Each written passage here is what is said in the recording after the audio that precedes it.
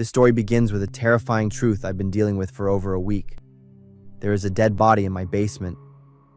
It all started when I went down to the basement to do a load of dirty laundry.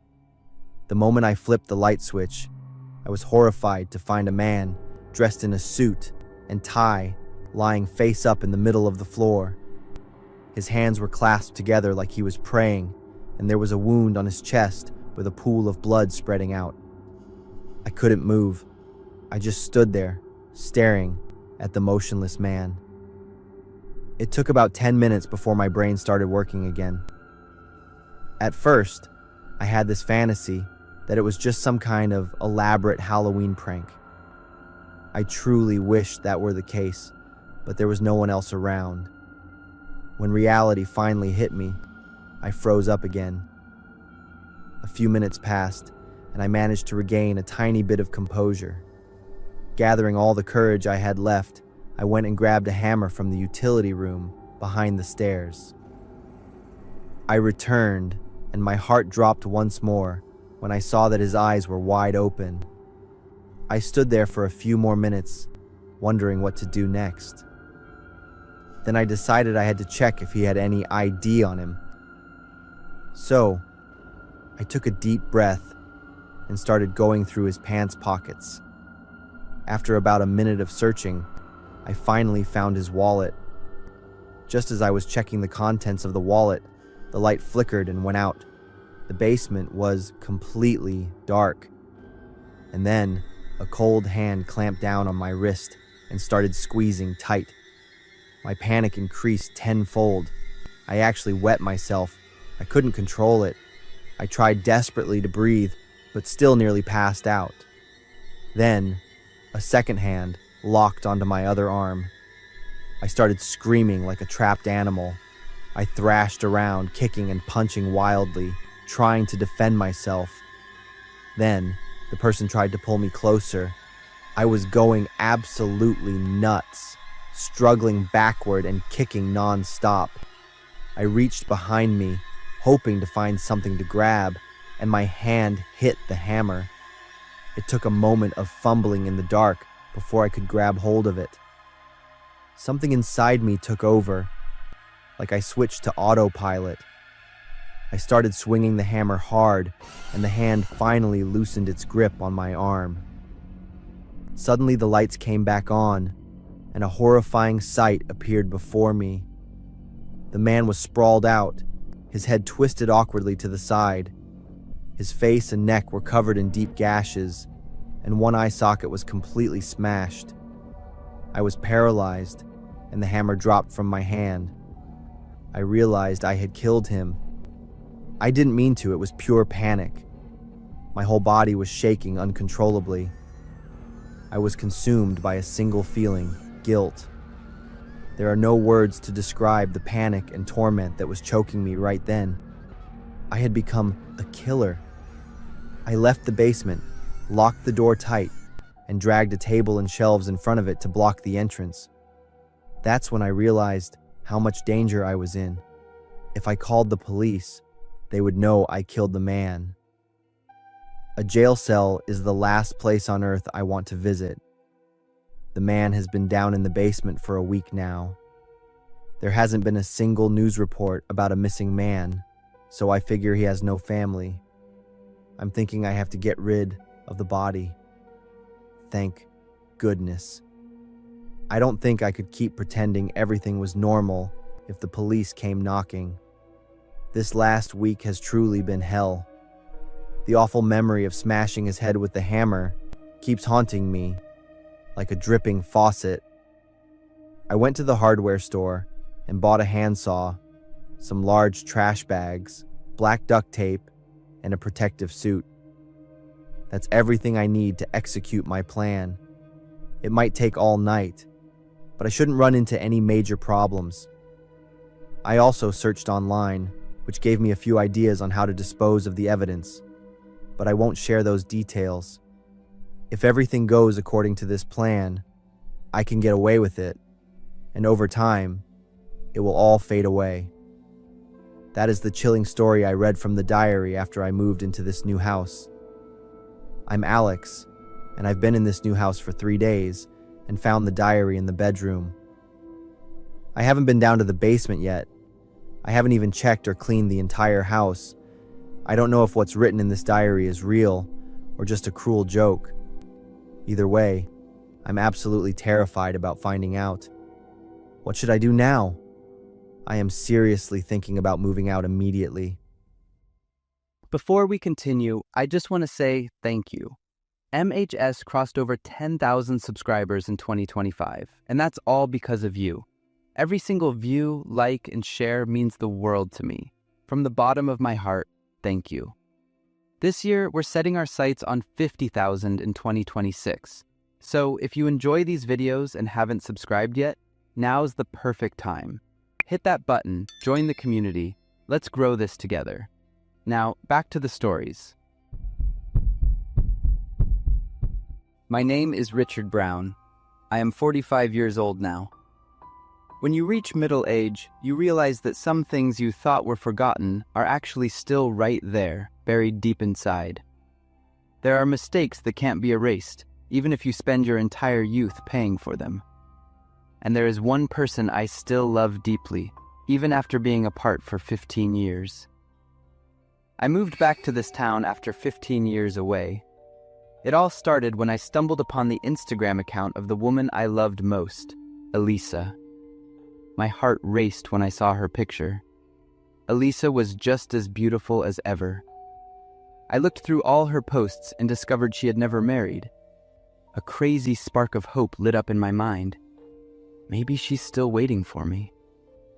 I didn't rush to see her right away. I returned like a stranger, quietly hanging out at old familiar street corners to gather news. I patiently waited for the perfect chance to approach her naturally. The first day I saw her again at a coffee shop, I was as nervous as a 19-year-old boy. After hesitating for a while, I gathered all my courage to walk up and start a conversation. But Elisa reacted with a look of total strangeness, which left me feeling completely crushed. Maybe time had changed my appearance too much. I realized I wasn't the handsome guy I used to be. I was wrinkled and my skin had grown dark. But my feelings for her hadn't changed for a single second. Seeing Elisa's confusion as she walked away only made me more determined to make her recognize me. That night, I went to Elisa's house. In my coat pocket was a silver necklace, a keepsake of our love that I had held onto for 15 years. When Elisa opened the door, the hallway light spilled out, showing her guarded expression. "Elisa, it's me," I whispered, holding the necklace out into the light. The silence that followed was suffocating. I saw Elisa's pupils shrink and her lips began to tremble violently. Then she gasped the name I had been longing to hear from her lips for so long. "Richard Brown?" I tried to step forward, wanting to hug her and make up for 15 years of being apart. But Elisa suddenly backed away as if she were looking at a monster that had just crawled out of the mud. There was no warmth, no happy tears. There was only pure horror and intense rage. "How dare you show your face here?" Elisa screamed. "You ruined my life. You took everything from me. Get out before I call the police." I stood there frozen, my head spinning. Ruined? But I loved her.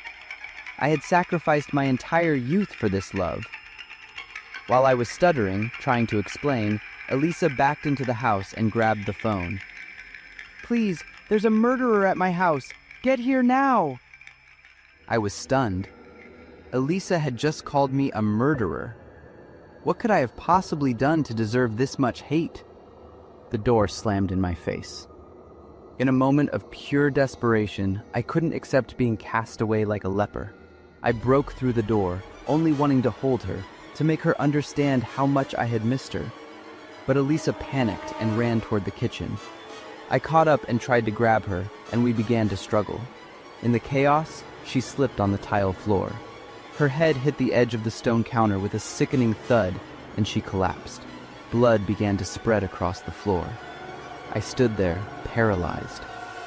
Elisa lay motionless in a pool of blood, the flickering kitchen light hitting her pale face. That sight was like a whirlwind that sucked me back to that haunting night years ago. The past came rushing back. It wasn't a story of a romantic, forbidden love. It was a bloody tragedy that I had painted over with the pink lies of my own denial. Back then, I was 19, poor, and full of resentment. Elisa's parents looked down on me, treating me like trash that wasn't worthy of touching their daughter's hem. That night, driven mad by longing and wounded pride, I broke into their house.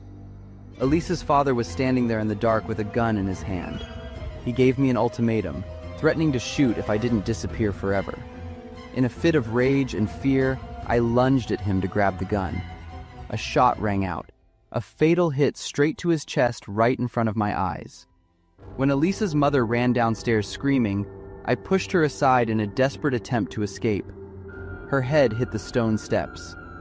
Now, in this silent kitchen, Elisa lay still in the exact same way. The scene was a perfect, horrible copy of the tragedy from years ago. I wasn't the victim of a sad breakup. I was the monster who turned the life of the woman I loved into ashes. 15 years in prison wasn't the price I paid to come back and love her. It was the punishment for wiping out her family. And yet, I had the nerve to return, carrying that blood-stained silver necklace to beg for forgiveness. The police sirens echoed in the distance, getting louder and closer.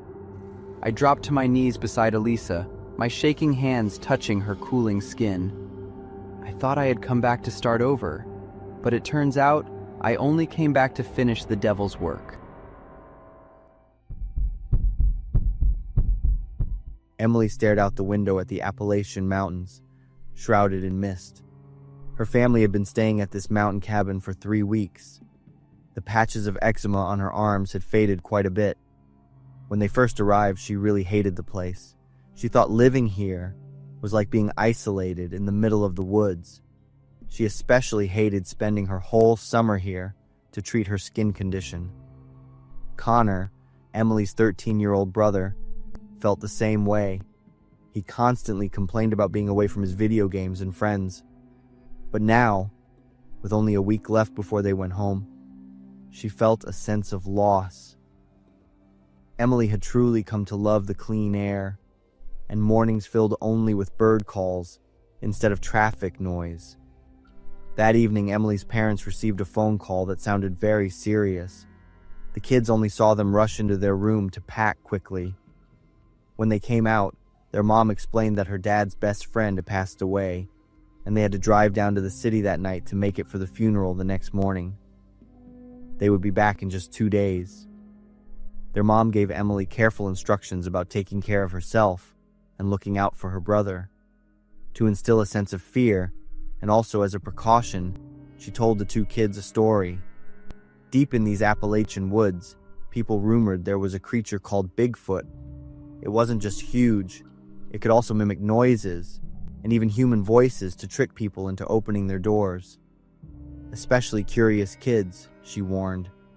So, no matter what you hear, you must not open the door. Your dad and I will open it ourselves when we get back. Emily and her brother promised they would follow their mother's instructions exactly. The first day passed by fairly peacefully, apart from Connor's usual complaints of boredom. That night, a car horn suddenly blared at midnight. It wasn't a normal honk, but a repeated, frantic-sounding blast. Emily woke up with a start. The horn kept blaring without stopping, making her both curious and scared. Connor ran into her room. "Did you hear that?" "Someone's out there." Emily motioned for him to be quiet. The 2 siblings crept down to the living room, only daring to switch on one dim light on the staircase. The horn was still sounding, seeming to come from the trail not far away, but there were no headlights, no engine noise. Connor started to move toward the door, but Emily quickly pulled him back. "Don't go out." "But what if someone needs help? Nobody's there. It's Bigfoot." Emily vividly remembered her mother's warning. Bigfoot could mimic sounds. She was sure it was using the car horn to lure them outside. The two siblings stood listening for a moment longer. The horn kept going on and on. Emily was certain no one would honk that long. Then, the horn stopped abruptly. Silence descended. The two listened for another while before heading back to their rooms to go back to sleep.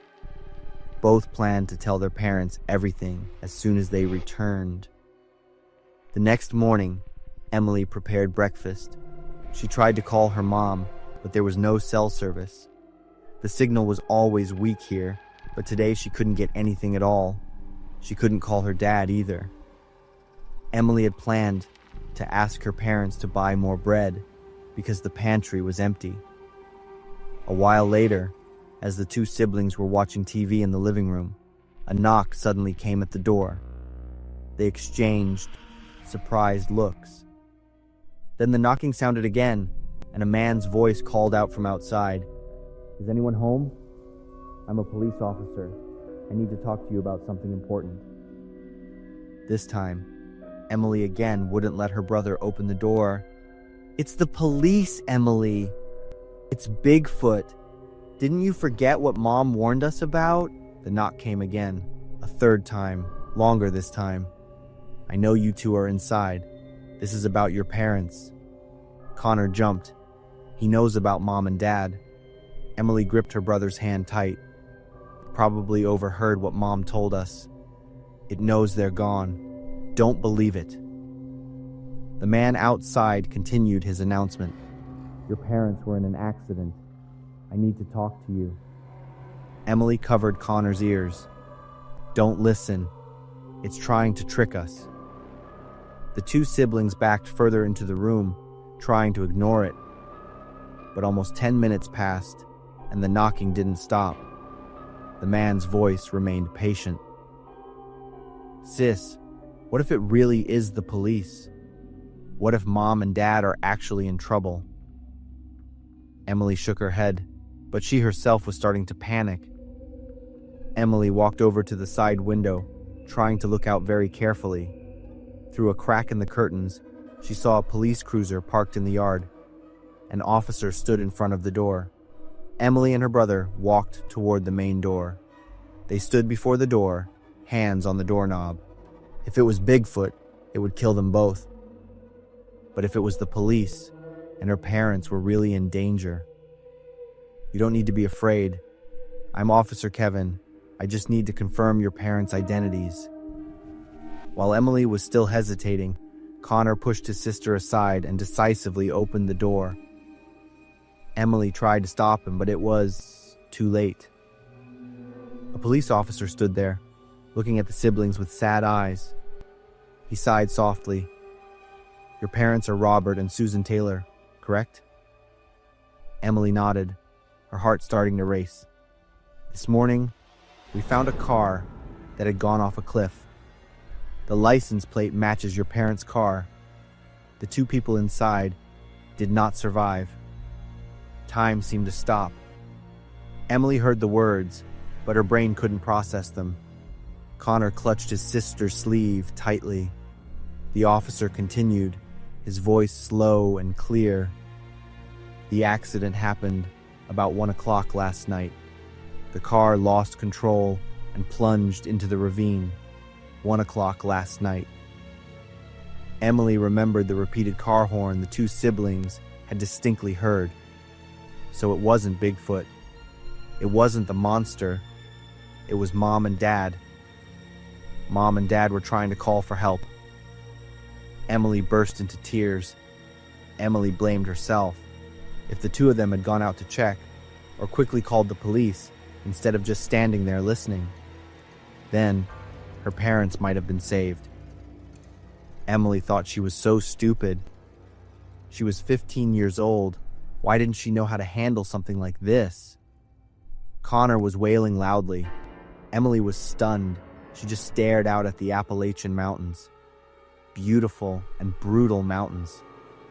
Her mother had told the story about Bigfoot to protect them, but that very story had killed two people. There was no monster. Only fear had just stolen Emily's and her brother's parents.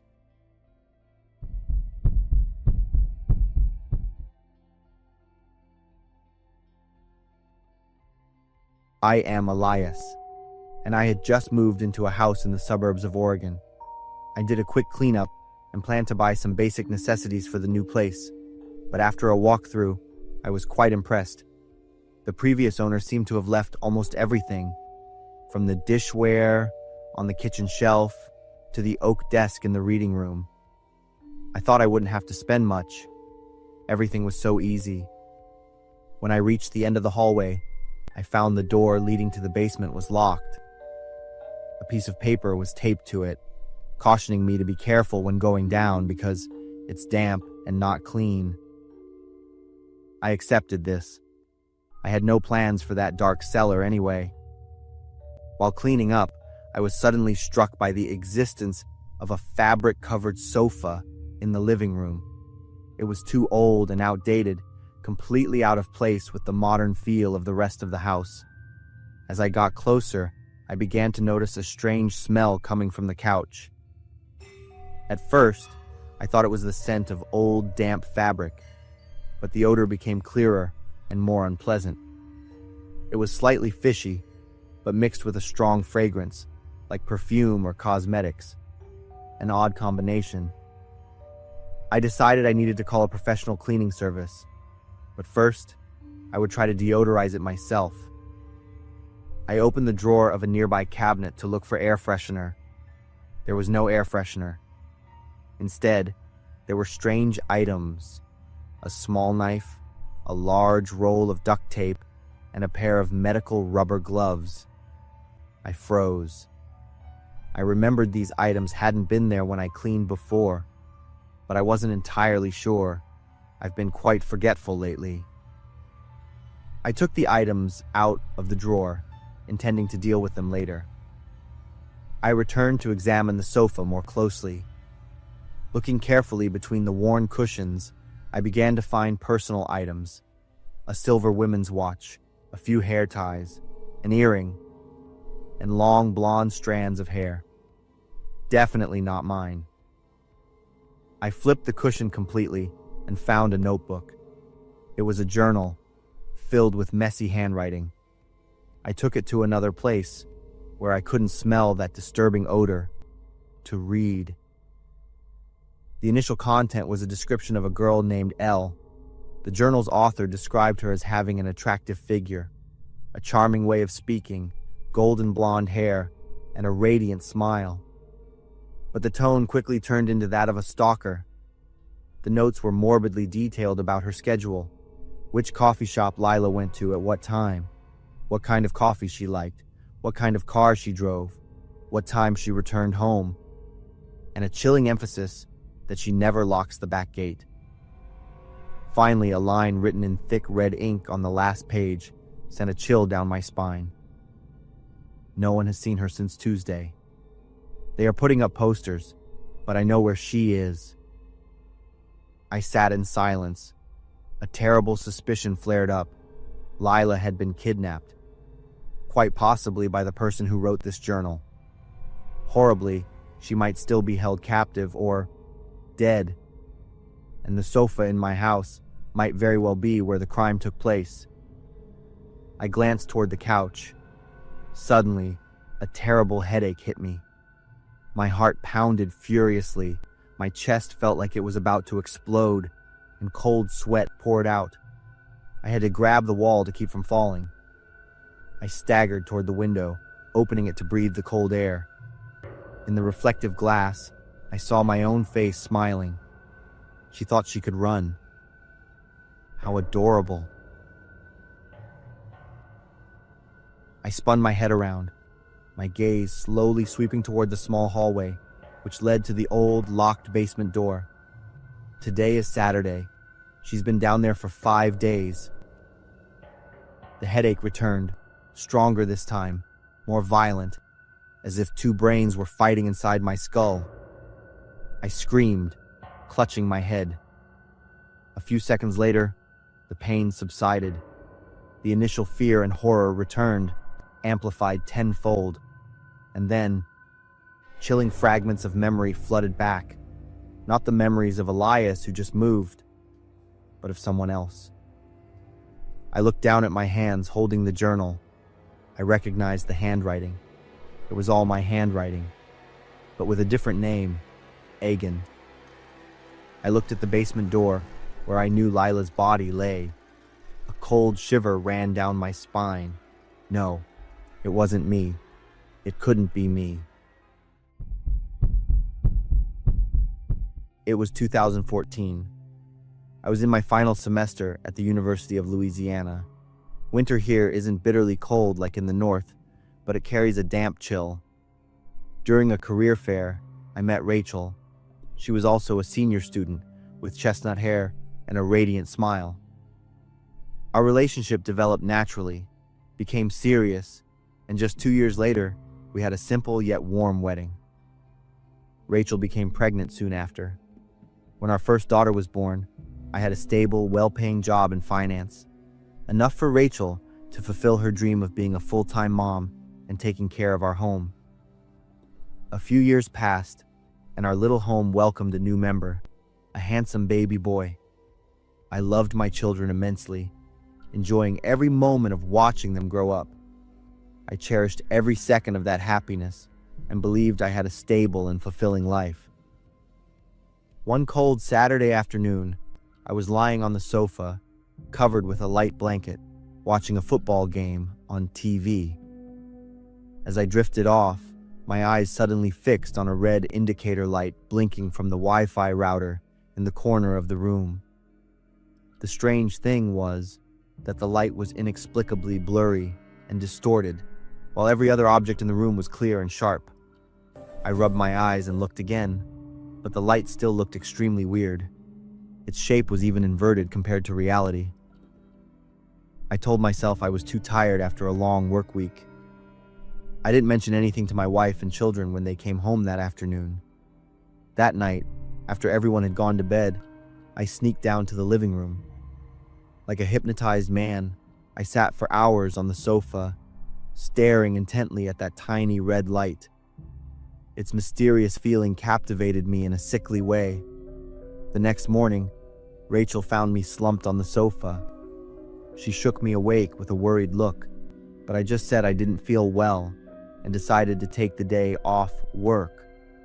I continued to do the same thing, sitting motionless, not going to work, not showering, not eating, just fixated on that red light. My obsession grew exponentially. In my mind, the light was no longer a small dot. It gradually swelled, taking up the entire room, emitting a dazzling, intense red glow, like a door sucking everything in. I no longer reacted to Rachel's words or touches. Her voice sounded increasingly distant. My children's laughter seemed muffled by a layer of thick water. I was almost completely absorbed by that light. Suddenly, everything shattered. I heard fierce, piercing screams and echoing voices from a very distant place. A terrifying, excruciating pain slammed into my head, throbbing and dizzying down to my bones. I opened my eyes, and a coldness instantly replaced the warmth of the sofa. I found myself lying on the cold, wet sidewalk in front of an old brick building on the University of Louisiana campus. A crowd of students and faculty members surrounded me, looking at me with expressions of confusion and pity. A tall police officer rushed over, helped me up, and guided me into his patrol car. He said I had just been attacked by a football player during a brawl, hitting my head twice and passing out. I was dazed, but my mind immediately turned to my family. I gripped the police officer's arm and urgently asked him, "Where is my wife, Rachel, and my children? Are they here?" The police officer stopped, his face full of confusion and bewilderment. He looked at me, and what he said next was one of the most impactful sentences of my life. "What are you talking about, kid? I don't see anyone, just you." Right then, the physical pain no longer mattered. My entire 10-year world just shattered. I slowly realized the painful truth that Rachel was not real. My children were not real. 10 years of my life, including the stable job, the warm home, everything did not exist. It was all just a profound hallucination. a perfect 3D image constructed while I was in a coma after that head trauma. I was still a final year student, 19 years old. I was taken to the hospital and physically recovered completely. The headache went away, but the pain in my soul did not. After being discharged, I fell into severe depression. I struggled every day to accept that my family had never existed. I missed the taste of the morning coffee Rachel used to make. I missed the feeling of my daughter's small hand clutching mine. It was all fake, but the memories and the love I felt for them were completely real. I had lived 10 years of love, and this loss is beyond words. I had to undergo intensive psychological treatment, trying to confront the biggest loss of my life, a life that was not real, but had once been everything to me. I survived an attack, but I couldn't escape the image that attack had created. The greatest enemy is not death, but the loss of a life that never existed. I keep telling myself that, trying to find a way out of the shadow of the red light. The story above is based on a true account. Mitch, a final year student, suffered a head injury during a brawl in 2004 and fell into a coma. In this state, he lived an illusory decade with a wife and 2 children. Upon waking up, he realized it was all a delusion. Though physically recovered, Mitch sank into depression, grieving the loss of a life that never was.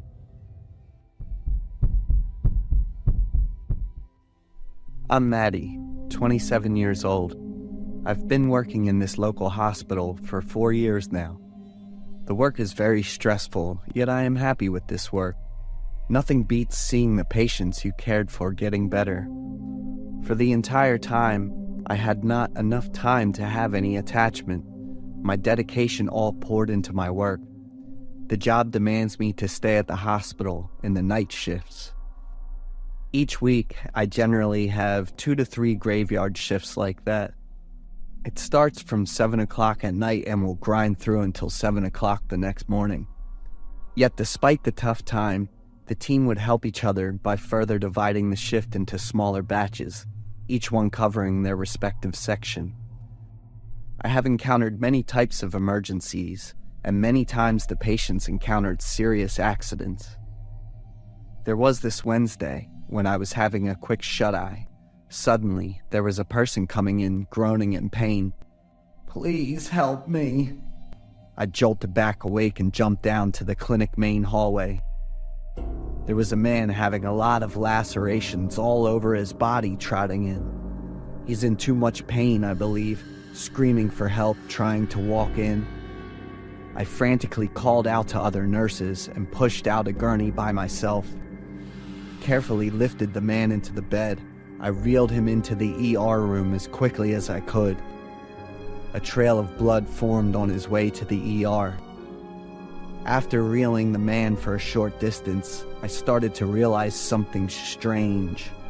He's very light. I could barely feel any weight, and as if I was reeling an empty gurney. Despite my initial doubt, he turned around smiling, thanking me. Meanwhile, I was so concentrated in doing first aids, asking him the questions while I'm cleaning up his wounds so I could somewhat gauging his level of consciousness. But he kept repeating whatever I'm saying with an expressionless face. Even his eyes weren't blinking at all. After cleaning his wound, I once again asked the questions so that I could write down his information for further treatments. This time he was silent, yet still smirked back at me with his expressionless face. There's little time to waste, so I told him to stay put until I came back with more help and equipment. It's a surprise for such injuries that he was still stable enough to make it to the clinic. Normally, for such injuries, people would come to the clinic with family members or good Samaritans. Or maybe he was a homeless person, for those people weren't known to gather a crowd, especially when going to get treatments. Now, after some time, I suddenly realized that I was the only one taking care of this man. My other colleagues were nowhere to be found. Other nurses and the watch doctor were not there, and despite my ceaseless pleas, they're not yet present, which prompted me to resorting to knocking on their doors to wake them up. The first one would be the ER doctor of the watch. I knocked on his door very quickly and loudly. I quickly summarized for him the situation of the patient and which room he was set down in. However, he did not open the door as I hoped he would, prompting me to slam on his door more and more. The doctor finally gave in. He walked out to greet me with an annoyed expression. I knew him. That's Dr. James, a 38-year-old veteran doctor with many years of experience under his belt. He didn't talk much, yet every time working with him, I felt very stressful. His gaze on me always frightened me, and he seemed to judge me every step of the way. I dreaded every time he grabbed onto the needles. Returning to the ER patient, I tried to report the situation to Dr. James, but instead of caring, he just sighed, as if exhausted, and just told me, "Please return to your room. Let me get other nurses to come." There's a hint of sleepiness and grogginess in his voice. "This is my watch, and it is my responsibility." His firm words shook me to my core. Why, I asked myself, why such a freaking doctor be so heartless to his own patient in such dire conditions? I returned to my quarter furious. His irresponsibility would not go unnoticed, I thought. This incident was guaranteed to be reported to head of department. I grabbed some medical equipment and quickly roused up a few nurses and technicians up to help the patient. I ran to their sleeping quarter, turning on the light and opening up the door. Everyone in the room, in stark contrast with my expectation, threw me nothing but contempt. "Get the fuck out of here, you nuthead. This is a non-authorized entry area." I was dumbfounded with their hostile attitude. I, once again, reiterated the patient's dire conditions and asking them to help. One of the nurses rudely stood up and shoved me back to the hallway before promptly slamming the door in my face. I sat alone in the dark, quiet corridor. Those cold-hearted bastards, are they even humans? No, I now knew I could no longer rely on the other nurses. I will perform the treatment myself. I quickly returned to the ER room, where the man was still waiting for treatment. The bandages on him earlier had all turned crimson red. The bed was equally smeared with blood. The iron rust smell exuded all over. Okay, massive bleeding, letter M of MARCH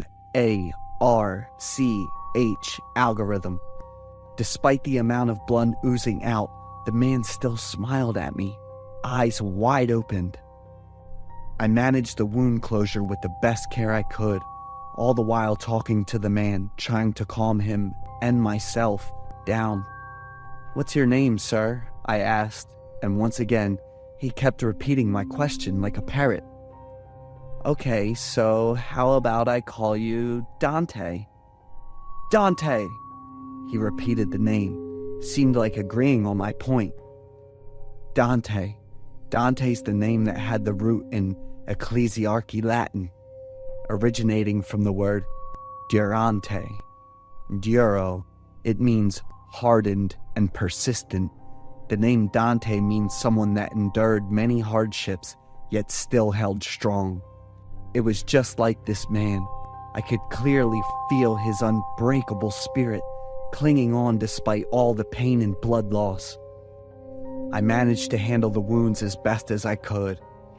Even though enduring a lot of small procedures with zero pain medication, Mr. Dante here still kept up his smile, and his eyes still opened wide, as if nothing had happened to him.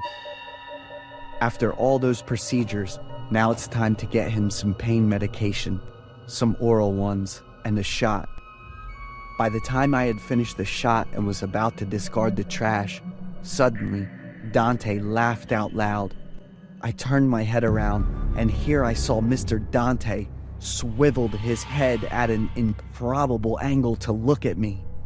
Still, he gave me an expressionless smile and 2 eyes wide open. But at this point, it started to get more and more creepy. He laughed a lot, yet his chest was barely rising. I quickly came over to calm him down. Likely it's a state of shock. Yet as soon as I touched the man, his arm fell right off the sockets. I screamed aloud at the sight, terrified, as the bloodied arm sunk into the ground.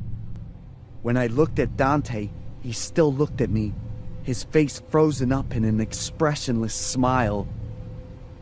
And then, when I hugged him tighter to bring him down to the bed, I could hear the bones cracking. Dante's body was slowly disintegrating, starting with the limbs and then to the head. The laughter slowly turned into a buzzing sound. His eyes, for the longest time without any noticeable blinking, completely closed off. Blood soaked out into my nurse's uniform, prompted me to just scream. It's all I could do. Everything in front of me was too surreal to even be true. Suddenly, the doors opened. Dr. James and 2 other nurses came in. Their faces were very serious. "Hold her down." "Hold her down," James said, ordered 2 nurses to hold me under while I came to get the syringe full of fluids. This was the one that had always been haunting me. Myself hopelessly struggled while the cold hard needle punctured my skin, the shearing pain raking through my body. I could feel clearly the frozen liquid coursing through my body as soon as James pulled out the syringe.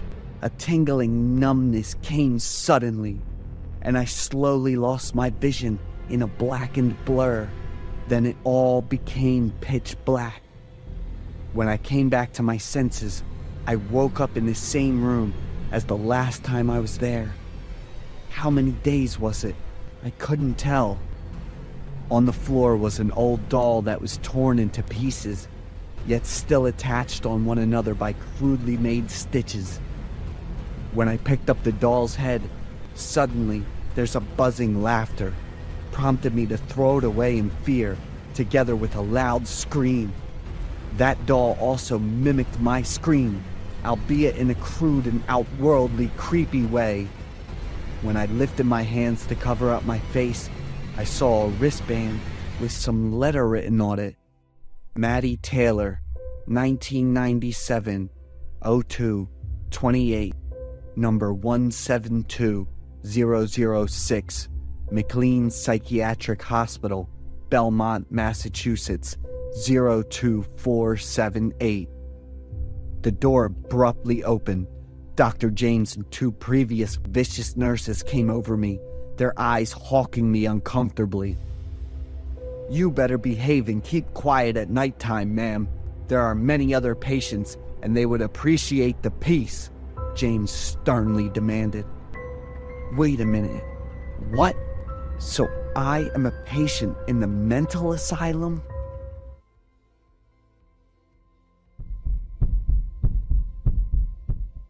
The dark world in my cupboard for 6 years. I was always locked in the kitchen cupboard by my parents. The first time was when I was 6 years old. I was terrified, panicking, screaming, and resisting. I'm not sure what I did wrong at that time, but I kept crying and apologizing. "I'm sorry. I ate a cookie. I'm sorry, Dad. Mom." My parents' face showed no emotion. I innocently asked them, "Why are you putting me in here?" "Well, why not?" That's a phrase that haunts me to my very core. I looked through the keyhole to catch a glimpse of the outside world. I can't remember how long I had been inside, but just as I was about to faint from exhaustion, the sound of the cupboard lock being opened echoed. My mother picked me up and placed me at the dining table. Although all I wanted at that moment was to use the restroom, I didn't dare to ask. The subsequent times I was locked in the kitchen cabinet occurred more frequently and lasted longer. I still resisted, still begged, and was filled with fear. After being released, everything went back to normal. except for being locked up. I was doing well. I was growing strong and plump, but it was only physically. A part of my soul had been worn away through those times of being locked up. The longest was 3 days when I was 7 years old. My parents locked the cupboard and went to town. By the time they returned, I felt like I was at the end of my life. Darkness, cramped space, and the smell of dampness, all of it had become incredibly familiar to me. I no longer screamed, resisted, or begged. Instead, I embraced it. I savored my own space, glancing through the keyhole to see my parents passing by occasionally. It seemed that their confinement was an attempt to make me disappear, but it only strengthened my existence even more. As my body grew, I found more comfortable positions to lie in and learned to adapt. And I realized that I enjoyed being confined. I liked the feeling of being cramped and suffocated. Once I witnessed a tense argument between my parents. They mentioned me in that argument. Mom said that because of me, she had lost many opportunities.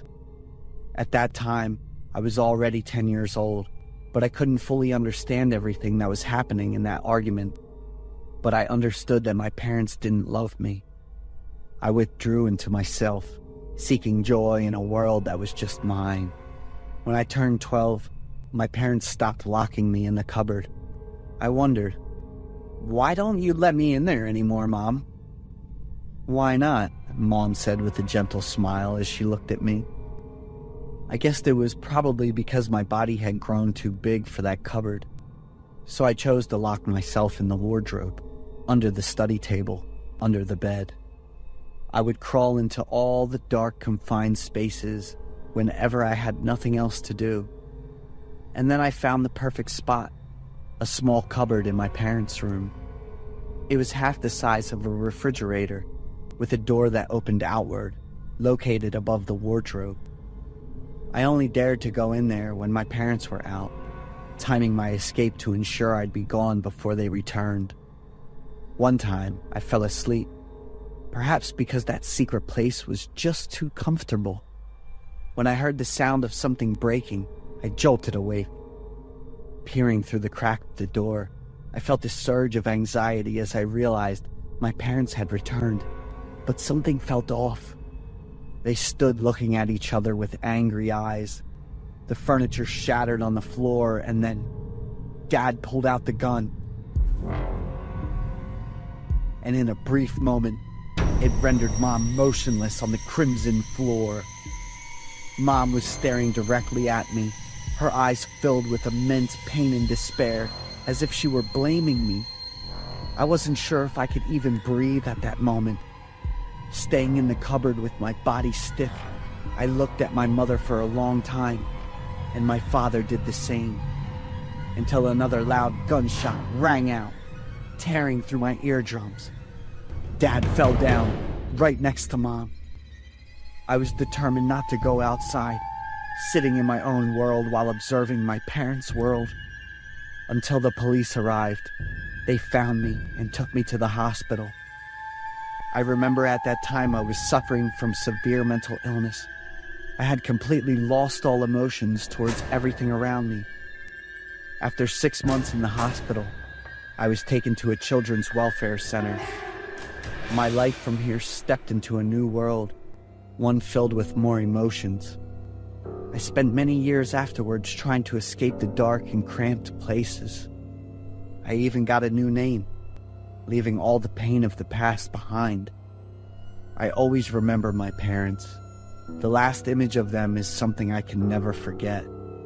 That will be a memory, a sad memory, rather than an obsession within me. I can't understand why my parents treated me that way. I hope no child will ever be as unfortunate as I was back then.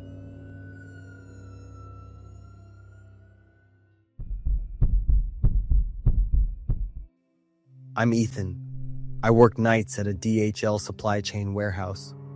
Last year, I got into a bad car accident, messed up my car real bad, and lost my full-time gig as a delivery driver. That crash didn't just take the guy crossing the street, it took my peace too. The police said it was an accident, but that didn't make me feel any better. I still hear the crash, still see the shock in the guy's eyes right before he went down. Haunts me no matter how much I want to forget. Tried taking some meds to calm me down. Worked at first, but the nightmares crept back in. Waking up gasping for air, drenched in sweat, and that constant whisper in my head. Doctor said I might have PTSD. Tried therapy for a bit, but after a few sessions, I just couldn't keep going. The past still feels like a wound that never really healed. My next job was just a way to avoid sleeping at night, better than working during the day and drowning in guilt. The warehouse is out on the edge of town, a big old building with crappy lighting on the tall shelves. About a week after I started, I heard the first weird noises, a low hum, kind of like wind blowing through, then footsteps echoing from way down the hall. Tried telling myself it was just the old vents acting up, but that uneasy feeling wouldn't go away. One night I heard a whisper, real close.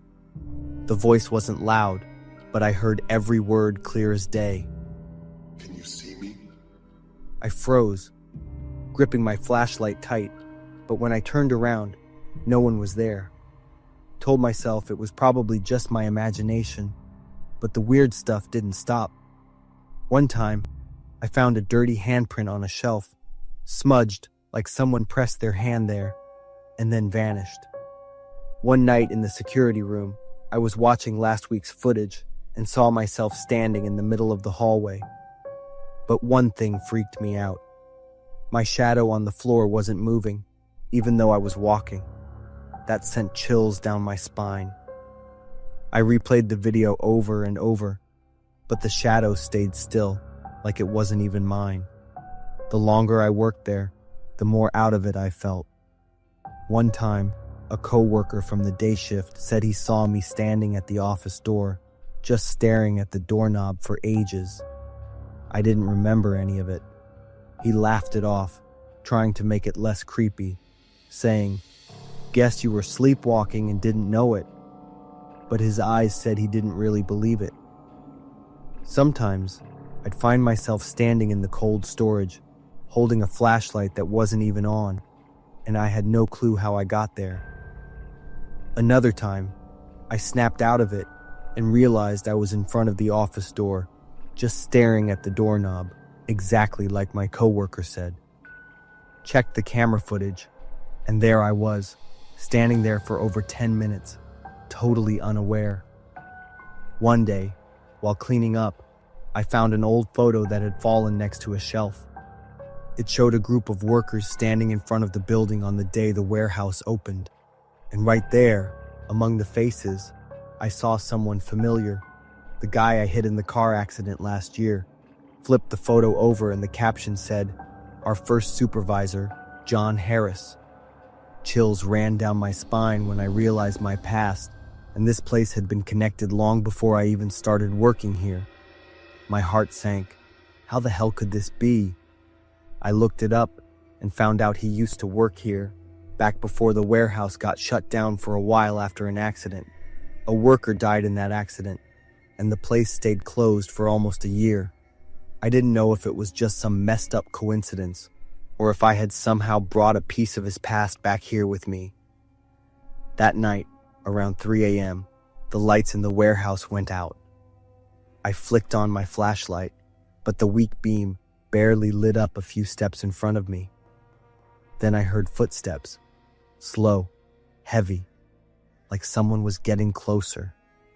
I swung the flashlight down the hallway, and there he was, just standing there, not moving, with his eyes glowing in the dark. He walked toward me, not fast, but steady. I tried to scream, but nothing came out. My heart just stopped cold, and in that moment, it hit me hard. He's not someone else. He's me. The way he stood, the wild look in his eyes, everything was exactly like me. I quit my job the next morning, But the nightmares didn't stop. Tried telling myself it was all in my head, just my tired, messed up mind playing tricks on me. But that next night, while I was trying to sleep, I heard footsteps in the hallway outside my apartment. Slow, heavy footsteps, the same ones I heard in the warehouse. When I walked into the kitchen, I froze. The fridge door was cracked open, and the light inside flickered, just like those busted lights back at the warehouse. A shiver ran down my spine when the door slowly closed, on its own. I don't even know what's real anymore, what's in my head and what's not. Maybe I never really escaped that accident. Maybe part of me died with that guy, and now I'm just a shadow, lost and empty.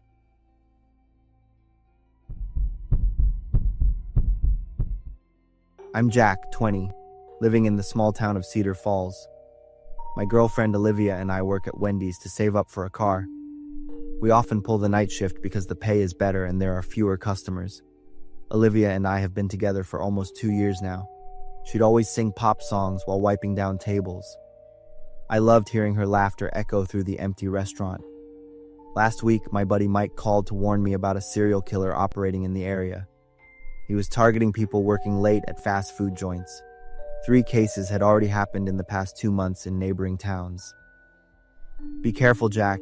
He usually attacks right before closing," Mike said over the phone. I wasn't too worried. Cedar Falls is a safe town. Tonight, Olivia felt sick and left early. I was cleaning up the restaurant alone. The clock showed 11:30 p.m. Outside, my car was the only one left in the parking lot. I was mopping the floor when my car alarm suddenly blared, piercing the quiet. I looked up and peered outside.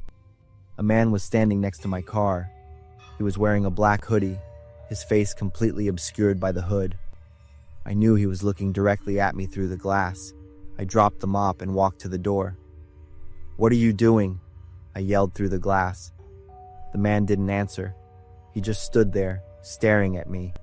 The alarm kept blaring. I pulled out my phone to call the police, but before the call could connect, the man vanished.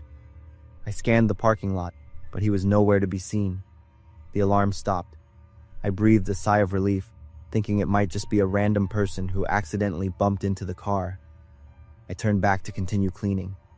Suddenly, the sound of shattering glass erupted from the back of the kitchen. I froze for a few seconds, then ran towards the sound. The small back window was smashed. Glass shards were scattered all over the floor, and a cold wind continuously blew in.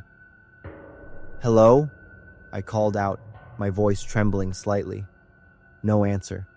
I stepped carefully over the glass, looking out the window. Darkness enveloped the alley behind the restaurant.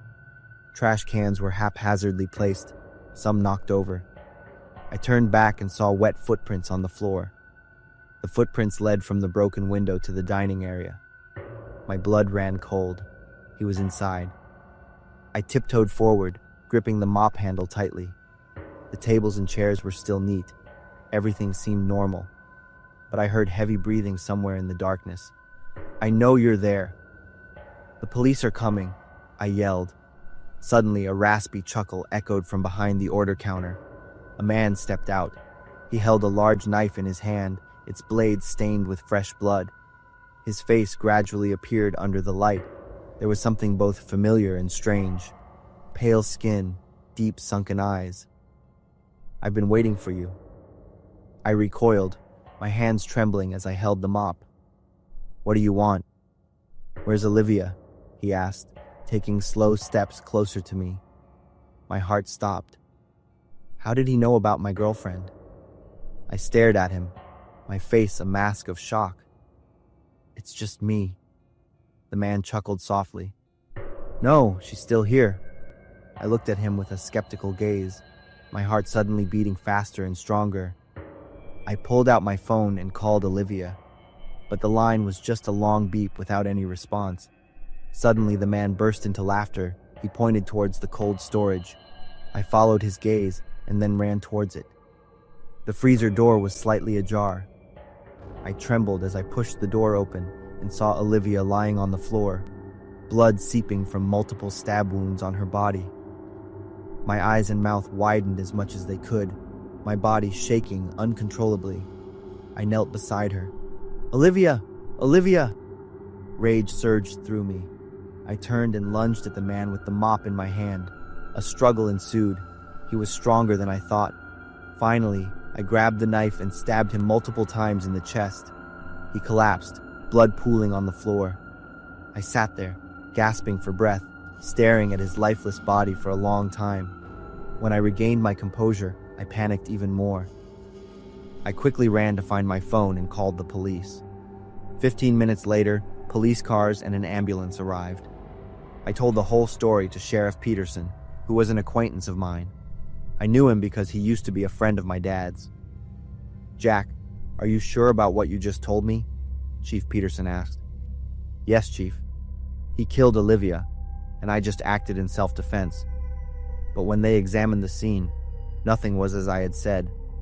There were no signs of a broken window, no wet footprints, and most importantly, no body of the man. It was just me, a deceased Olivia, and the knife covered in my fingerprints."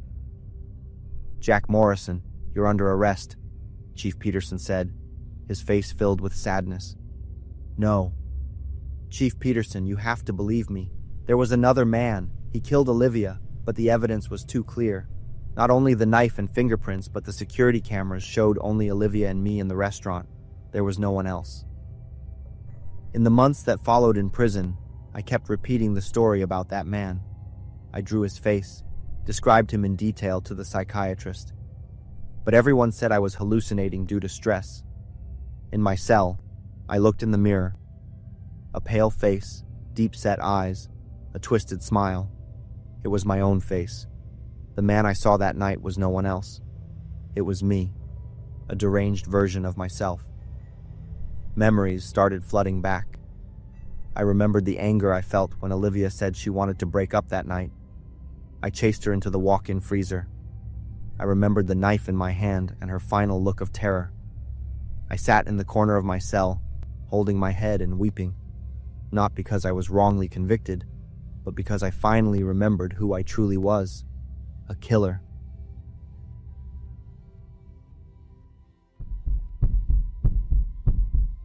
I was on my way to a small town in Oregon, where my father had lived for over 20 years.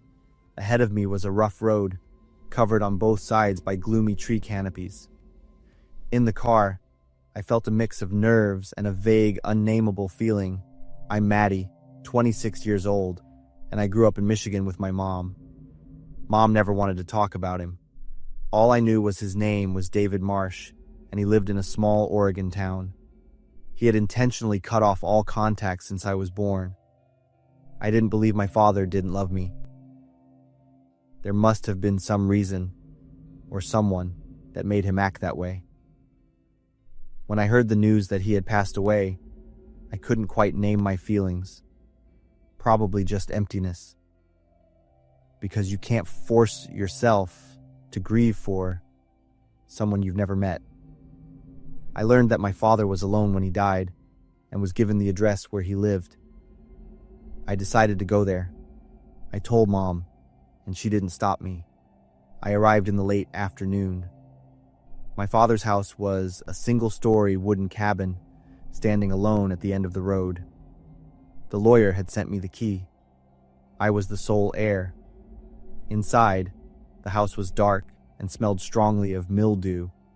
I opened the window and turned on the light to clearly see the small living room, with an old armchair, a dusty wooden table, and face-down picture frames on a shelf. I turned one over. It was a young man, probably a high school student. Written on the back of the photo was a handwritten line, "David Summer, 1985. This was my dad when he was young. Next to it was another picture, a group photo of a high school class on graduation day.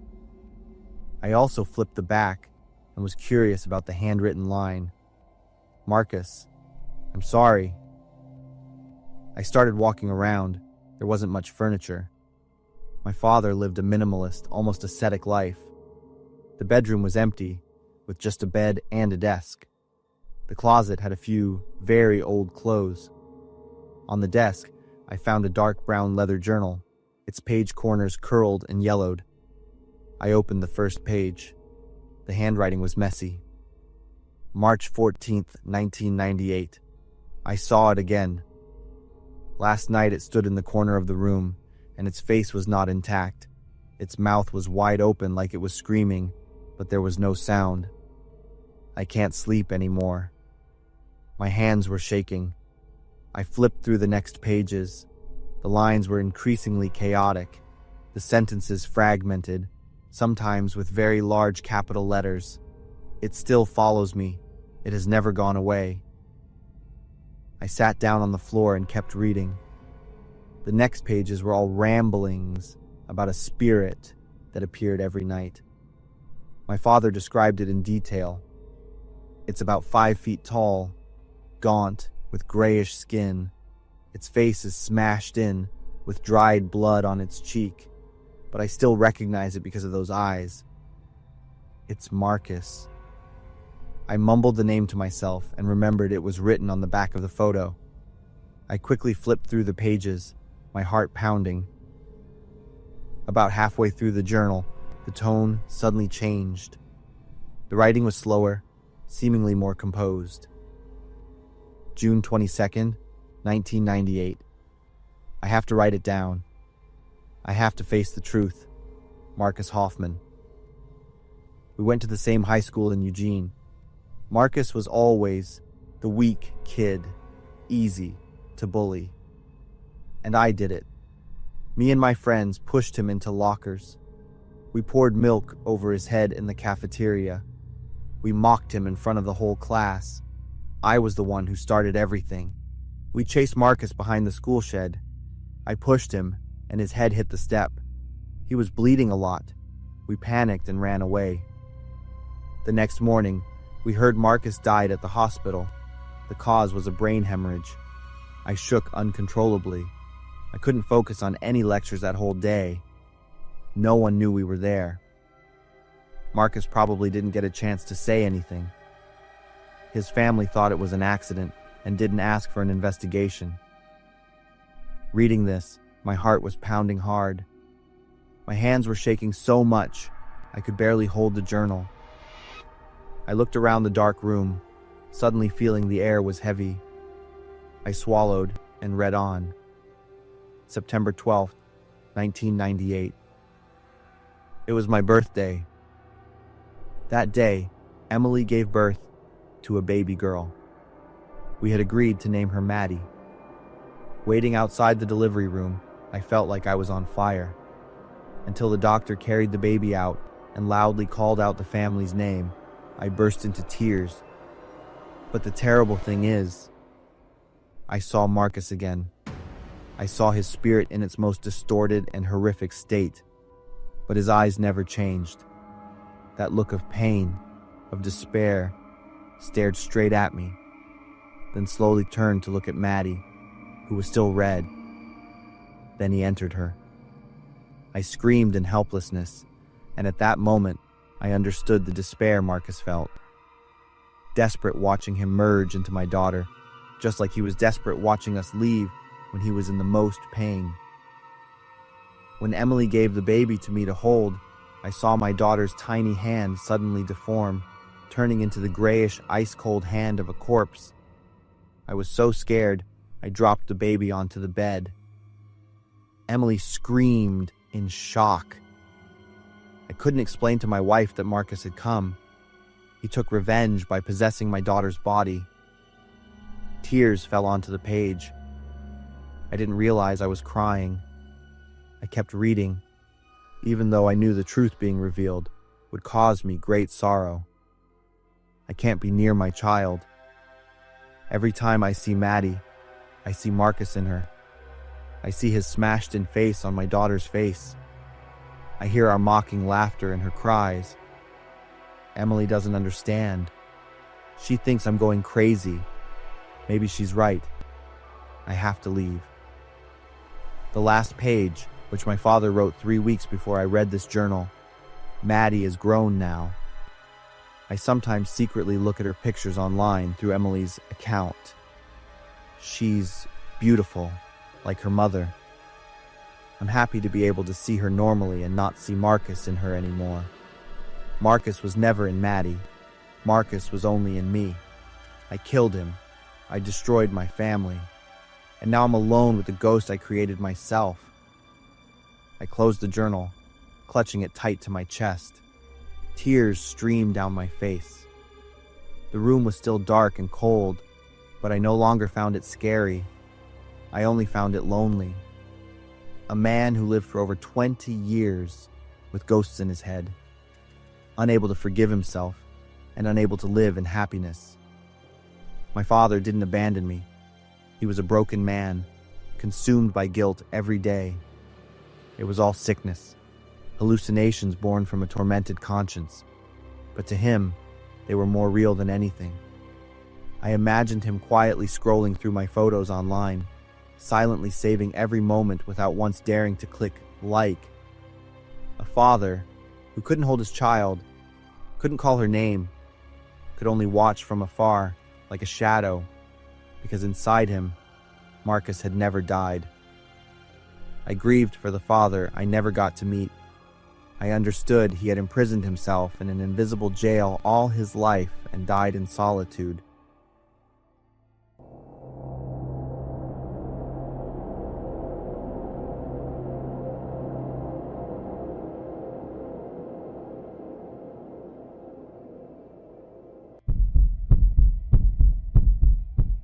My name is Charles, and I'm 28 years old, living in Miami. My girlfriend Chasey and I both live for outdoor adventures.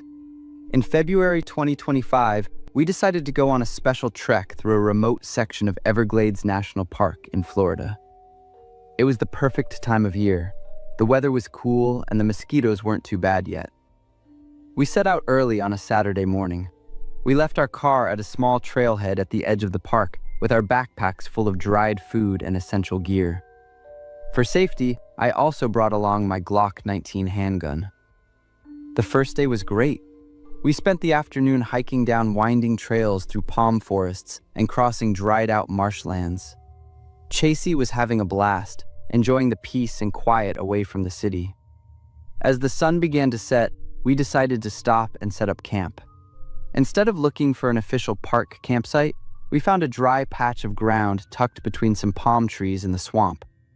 It was a perfect, primitive spot to enjoy the total silence of nature. I pitched the tent while Chasey whipped up a simple dinner. We ate, talked about our future plans, and crawled into our sleeping bags around 10 p.m. I'm not sure how much time had passed when Chasey suddenly woke me up. She was panicking. Charles, wake up! Someone is out there!" I was wide awake in an instant. Chasey was gripping my arm, her eyes wide with pure terror.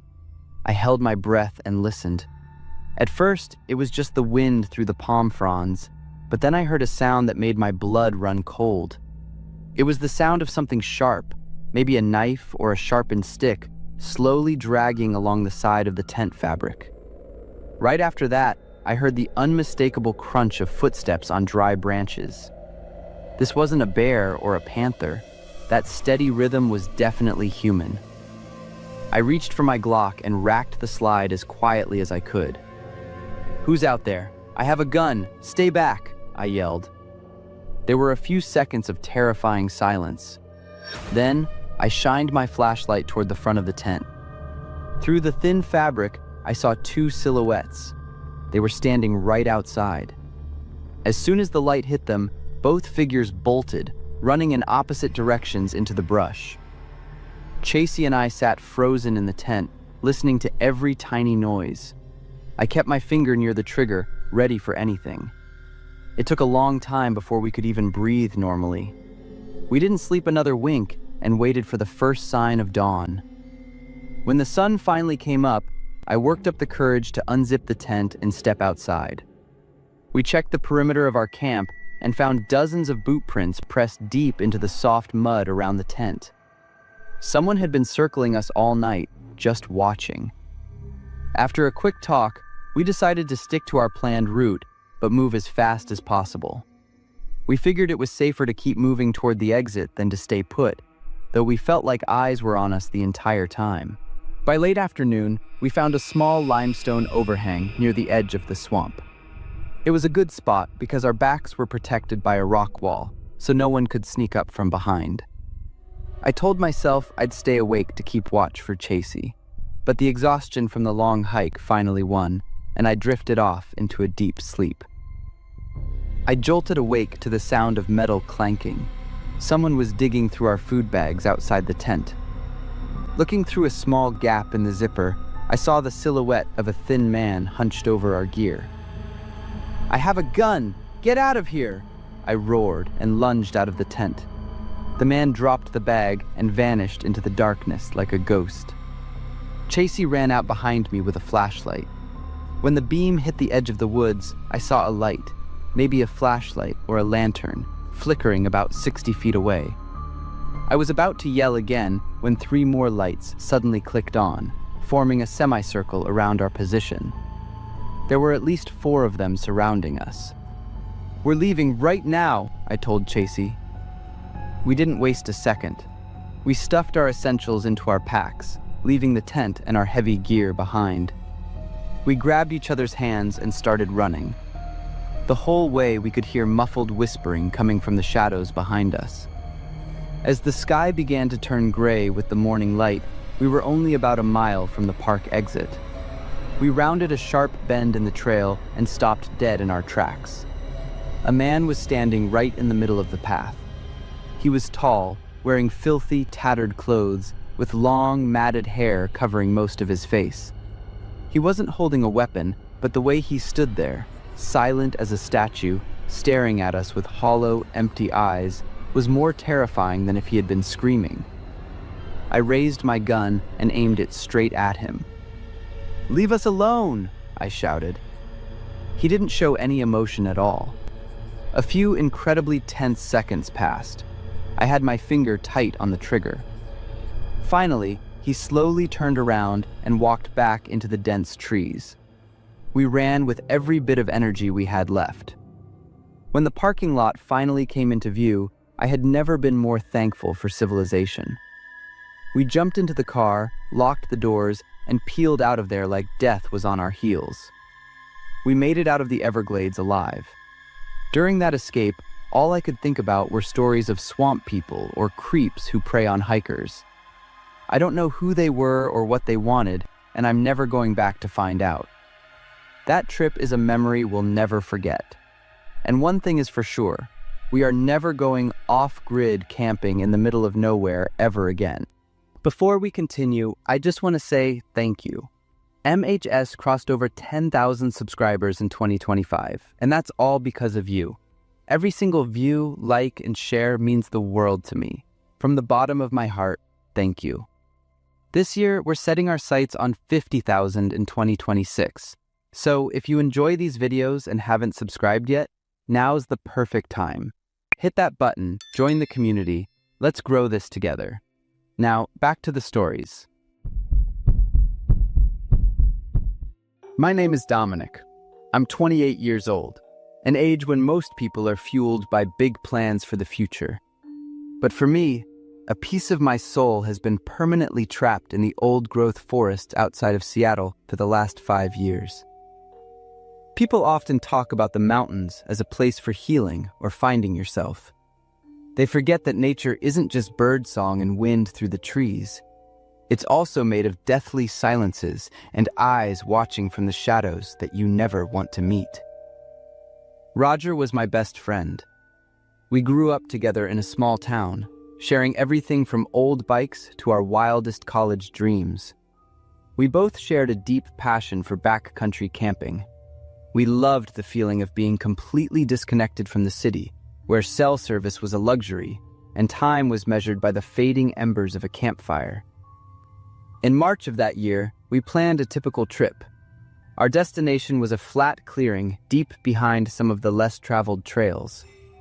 It wasn't an official campsite swarming with tourists, but it had enough human traces to make us feel safe. However, trouble hit at the last minute. My manager unexpectedly pushed my vacation back by one day due to an emergency project. I felt terrible calling Roger, but he just laughed it off over the phone. Don't sweat it, Dom. I'll head out there first, get the camp set up, and enjoy a night of solo hiking. Think of it as a little personal challenge. You can just meet me there tomorrow morning.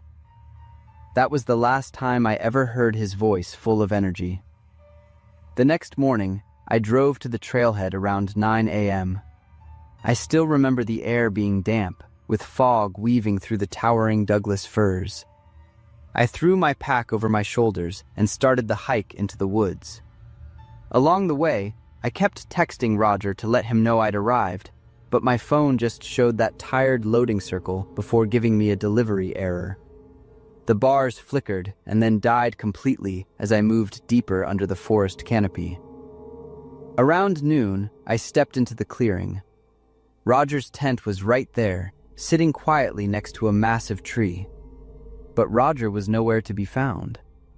I figured he had headed down to the nearby river to fish, or was out scouting the trails for a good photo op. That was his routine. I dropped my pack, pitched my tent right next to his, and started a fire. I heated up a can of beans, eating while I waited. But I waited until the sun began to dip below the horizon, and Roger still hadn't returned. I looked at my watch. It was 6 p.m. Panic started to set in, so I walked around the perimeter of the camp, checking the nearby trailheads and shouting Roger's name. There was no response. My phone still had no service, and a heavy dread began to sink in. Roger wasn't the irresponsible or reckless type. If he were going far, he definitely would have left a note. I decided to stay at the camp. It was too dark to go searching. I couldn't do anything but continue to wait. Around 8 p.m., I was sitting by the fire, staring into the dark woods. Suddenly, I saw a faint flashlight beam appear on the small trail. It bobbed with the rhythm of someone walking toward the camp. "Roger, is that you?" I stood up, shouting in pure relief. "Where the hell have you been all day?" The light kept coming closer. I could clearly hear the crunch of footsteps on the dead leaves. It was about 30 yards away. I reached for my own flashlight, intending to turn it on to help him see the way. But at that exact moment, the other light suddenly clicked off. The footsteps stopped instantly. The entire forest fell into an absolute deathly silence. I stood frozen for a few seconds and called out again, "Roger, that you?" Not a word. Not even the rustle of a bush. I stood there, my flashlight still off, staring into the vast blackness where the light had just vanished. A cold chill ran down my spine, a primal instinct telling me that the person standing out there was not my friend. That isn't how a friend returns from a walk. That is how a hunter stops when their prey spots them. I backed up toward the fire, feeling eyes watching me from the darkness, judging my every move. I sat there for another hour, gripping my camp knife, not daring to look away from that direction. But I never heard any footsteps leaving. Whoever it was, they stayed there, silent and patient. My gut told me I had to get out of there immediately. I quickly threw my essentials together and started the long hike back out of the woods in the middle of the night. Luckily, I made it back to my car safely. I drove straight to the nearest police station and reported Roger missing. Since it was so late, they couldn't start a full search until daybreak. The next morning, a professional search and rescue team and the police returned to the site. Roger's tent was still there, everything exactly as I had left it. But when the police began tracking signs around the area, they found a detail that made my blood run cold. Roger's boot prints led off the trail, deep into a dense and dangerous part of the woods. And right next to his prints was another set of tracks. A larger set, with a strange tread pattern, walking parallel to Roger for a long distance. Then, both sets of tracks simply vanished at a rocky outcrop. The police suspected that Roger might have been lured or abducted by a stranger living off the grid in the woods, very likely the same person I had encountered that night. It's been 5 years now. I still go back to those woods with groups of friends, joining volunteer search teams, but hope fades more with every passing year. Roger is still missing, leaving a hole in my life that can't be filled. Tonight, as I write this in my safe apartment in Seattle, I still feel the guilt. If my work schedule hadn't changed, if I had gone in with him that first night, would things be different? Or would the police have found 3 sets of footprints walking into the woods instead of 2? Maybe the fact that I was a day late is the only reason I'm still here to tell the story. My name is Otis, and I'm 27. 5 years ago, it felt like my entire life was falling apart. I lost my job and went through a messy breakup at the exact same time. Unemployed, heartbroken, and feeling suffocated by the city, I decided to go on a spontaneous healing trip. I picked a state park about 3 hours away, famous for its massive pine forests and absolute silence. Even though I had never gone camping alone, I spent a week watching survival videos online. I was confident I was prepared enough to handle Mother Nature. But I was wrong. Nature wasn't the scariest thing in those woods. I reached the campsite late in the afternoon.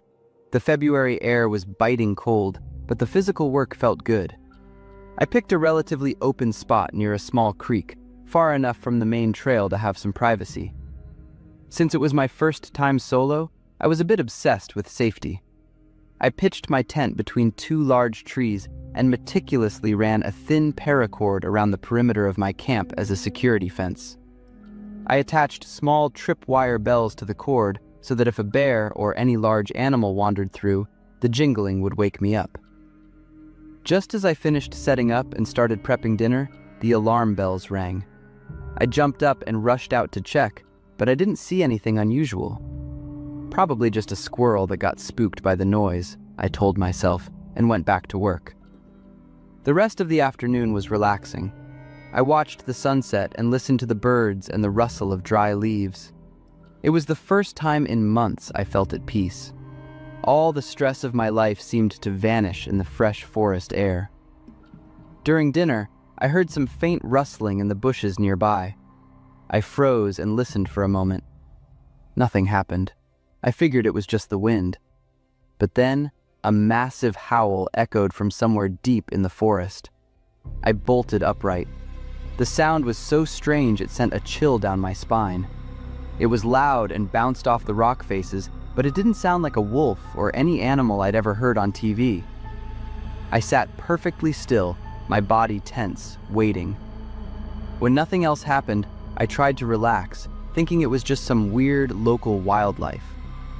After dinner, I needed to use the restroom. I grabbed my flashlight and walked further from camp than I intended. When I shined the light on the ground, I suddenly saw a faint boot print that definitely wasn't mine. The shoe size was huge. In my blind optimism, I thought, must be from a previous camper. But the truth was, I was starting to panic. While trying to head back to camp, I realized I had lost my bearings. My flashlight swept over trees that all looked exactly the same.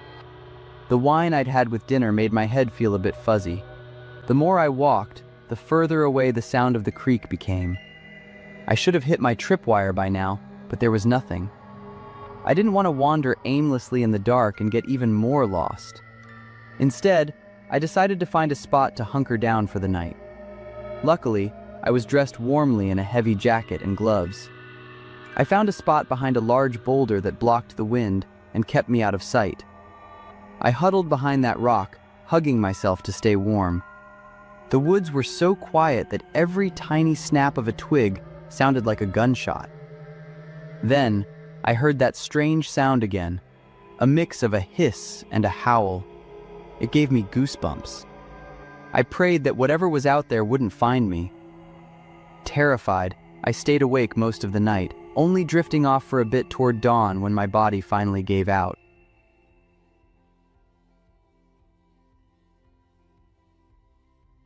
The first rays of sunlight woke me up.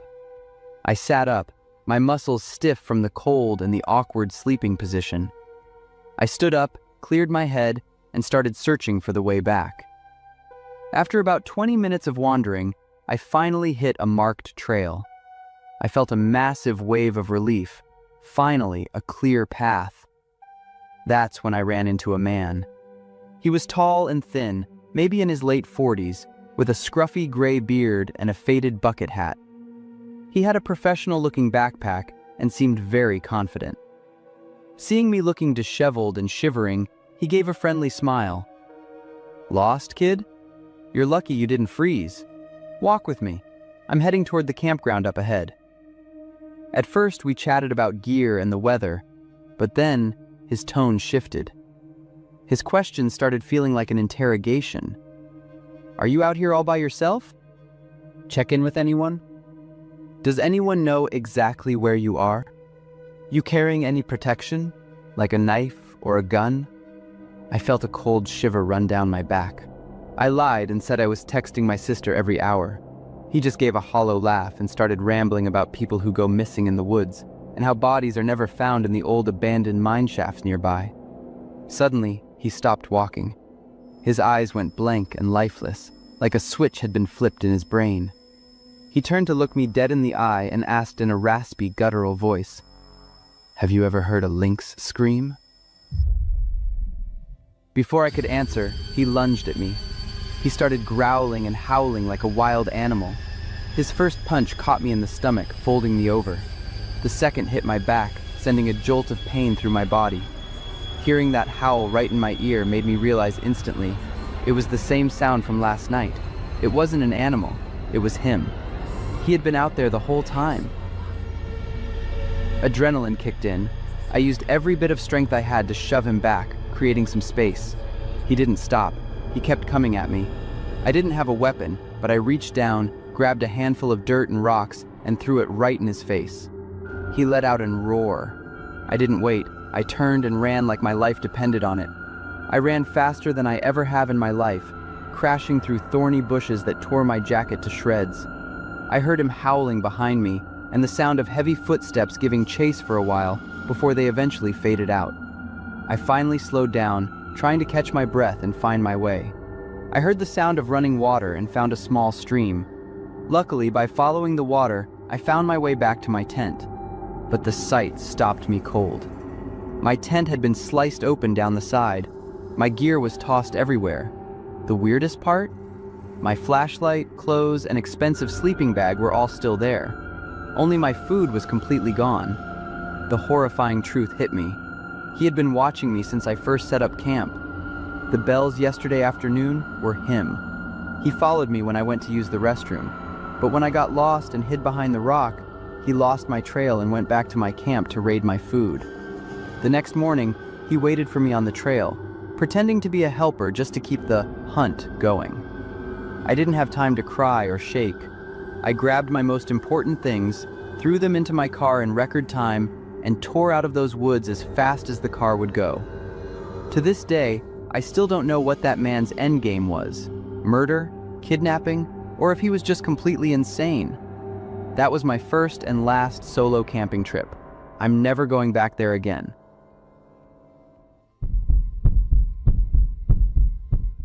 David and I have been friends since our freshman year of college. Since then, camping has become an annual tradition for us. Usually we go in the spring when it's just warm enough to sleep outside without the biting cold. We grab our backpacks and leave the city for a few days. We never have fancy plans. We just pitch a tent, build a fire, drink a few beers, and talk about everything under the sun.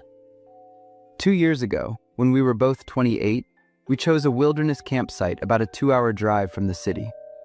The original plan was to stay for 1 or 2 nights. We set up our camp in a clearing near the edge of the woods. It was about a 10-minute walk from the main hiking trail. The first day went perfectly. The fresh air felt amazing. We both felt so relaxed that we decided to stay an extra night. On the afternoon of the second day, David said he was going to gather some extra firewood for the night. He's an experienced outdoorsman and has been hiking in the woods since he was a kid. He grabbed a small canvas bag and headed toward the tree line behind our camp, eventually disappearing behind the thick brush. I stayed behind to prep dinner, light the small stove, and check our water supply. At first, I didn't pay much attention to the time. It wasn't until dinner was almost ready and the light in the forest began to fade that I realized David wasn't back yet. I looked toward the spot where he entered the woods and figured he just went a little deeper to find the good wood. The sun went down faster than I expected. Nearly 2 hours had passed since David left camp, and I started to feel uneasy. My anxiety grew with every minute of silence. Our phones didn't have service, and David hadn't even taken his with him anyway. I stood up and called his name a few times. I walked to the edge of the woods, straining to see a flashlight or hear a response. I turned on the high-powered tactical flashlight I brought for emergencies and swept the beam across the dark tree trunks. I waited and watched, but there was no sign of him. About 3 hours after he left, while I was pacing near the tree line listening for any unusual sounds, a massive bang echoed through the forest. I jumped, my eyes fixed on the darkness. I was certain it was a gunshot. There was no mistaking that sound. After the shot, the forest went dead silent, as if nothing had ever happened. I stood frozen for several seconds. My heart was pounding so hard I could hear it in my ears. We didn't bring any guns on this trip. I was positive about that. That thought looped in my head as I stared into the blackness. I was completely panicked and had no idea what to do next. Part of me wanted to go find him, but I was terrified of what I might find. There was definitely someone with a gun out there. I wondered if I should leave to get help, but David was still out there. I didn't know if he was okay, and I couldn't just leave him alone. I was pacing and losing my mind. About 10 minutes later, I heard the sound of frantic footsteps running toward me. I instinctively aimed my flashlight at the noise. As soon as the light hit the edge of the woods, David burst through the trees and ran straight for me. I was startled, but I felt a huge wave of relief. Then, I realized something was wrong. David was gasping for air and stumbling. His shirt was torn at the shoulder, a long scratch ran down his arm, and his hair was messy with dead leaves and dirt. His face was ghostly pale. His eyes were wide with pure terror, darting around frantically, unable to focus on any one spot. "We need to leave right now," David whispered, his voice cracking. Seeing him like that, I didn't ask questions. I started packing immediately. David was incredibly frantic, moving with a desperate speed and constantly telling me to hurry. He only grabbed his phone and his backpack. "Hurry up, leave it, we don't need that stuff anymore," David kept snapping at me. I threw some dirt on the fire, left the tent and the rest of our gear behind, and grabbed my bag. We followed the trail back to the parking lot by flashlight.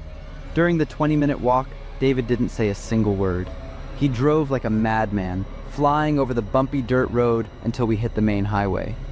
"Slow down, David, this is dangerous," I kept telling him, but he seemed like he couldn't even hear me. Only when the streetlights of the first town appeared did David finally slow down.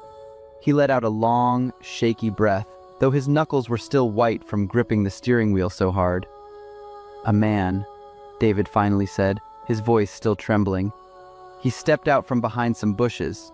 He wasn't a ranger. He had a gun and pointed it right at my chest. He motioned for me to go deeper into the woods. He didn't say a word. He just used the barrel of the gun to poke me in the back. "What did he want? Money? What was he going to do to you?" I asked quickly. David shook his head, his eyes going cold and mysterious for a split second. "I don't know. He just stayed silent and forced me to walk. Eventually, he got distracted, and I used every bit of strength I had to shove him down and run for my life." The story ended there, but there was a huge hole in it that I couldn't ignore. "What about the gunshot, David? I heard a shot right before you came back." David turned to look at me, his eyes dark. He went silent for a long moment, then shook his head firmly. "There was no gunshot. You must have misheard." I sat there confused, not knowing whether to believe my best friend or my own ears. I was certain I heard a loud blast coming from the woods, but David was so insistent that I didn't ask again. We didn't speak for the rest of the drive, and we never talked about it again. On the surface, things went back to normal, but I could feel that something had changed. Since that night, David has never gone camping again. Our 10-year tradition ended abruptly and quietly. I have my own theory, one I've never dared to tell him. David is a guy who knows how to defend himself and has lightning-fast reflexes. Looking at his wrecked clothes and that tear in his shirt, I suspect the struggle was much more than just a shove and run. I think David might have wrestled the gun away, or the man fired and missed, or worse. Maybe David used that gun to make sure the man couldn't follow him. That would explain why the man didn't chase him to the edge of the camp. It would also explain why David was so panicked that he insisted on leaving all our gear behind, anything that had our fingerprints or IDs on it. To this day, I still have dreams where I'm standing at the edge of those woods under that bright flashlight, waiting for the sound of a shot. The cold truth of what really happened in those few minutes after the bang will probably stay buried in those woods forever. My name is Samson. I'm 40 years old now, living a quiet life in the suburbs of Phoenix with my wife and 2 kids. To most people, I look like a stable, middle-aged guy who is maybe a little too obsessed with double-checking the door locks every night. They don't know that my caution was earned during a terrifying night 6 years ago, a night that put an end to my reckless youth. It was 2020. I drove my RV out to a desolate forest near Williams, Arizona. It's a massive area filled with towering ponderosa pines. I had camped alone many times before, but this time felt different. There was a heavy, suffocating feeling in the air that I couldn't explain.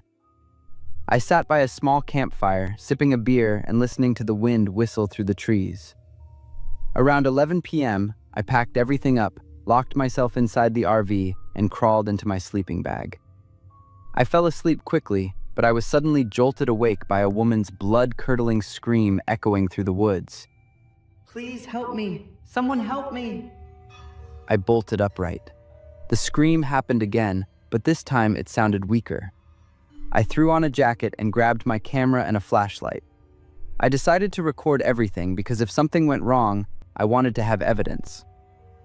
When I stepped out of the RV, the biting night air cleared my head instantly. I swept my flashlight around the campsite. "Is anyone there?" I called out. No one answered. I walked slowly toward the direction of the sound. The thick trees looked like giant ghosts under my flashlight beam. Every step I took on the dry pine needles made a loud crunching noise. I pushed deeper into the woods, keeping my eyes locked on the darkness ahead. Then, out of nowhere, I saw a man. He was standing in a cluster of pines quite a distance away. He wasn't moving at all. "Hey, did you hear that screaming?" I shouted. He didn't say a word. He just stood there like a statue. Then, everything happened too fast. Bang! A gunshot ripped through the night. I didn't know where the bullet was aimed, but the heat and the deafening sound were so close that my survival instinct took over. Pure panic set in. I turned and ran for my life back toward the RV. I lunged inside, slammed every lock I could find, and collapsed on the floor, gasping for air. A heavy, terrifying silence filled the vehicle. I turned off all the lights, gripped a hunting knife, and held my breath to listen. Then, the noises started. At first, it was just footsteps circling the RV. I stood frozen, my hand tight around the knife handle, staring at the front door. But then I heard a metallic creaking sound coming from underneath the floor, right where the storage bay was. My RV had a large storage compartment built into the belly of the vehicle. It could be opened from the outside with a metal latch. I stood there, paralyzed with fear.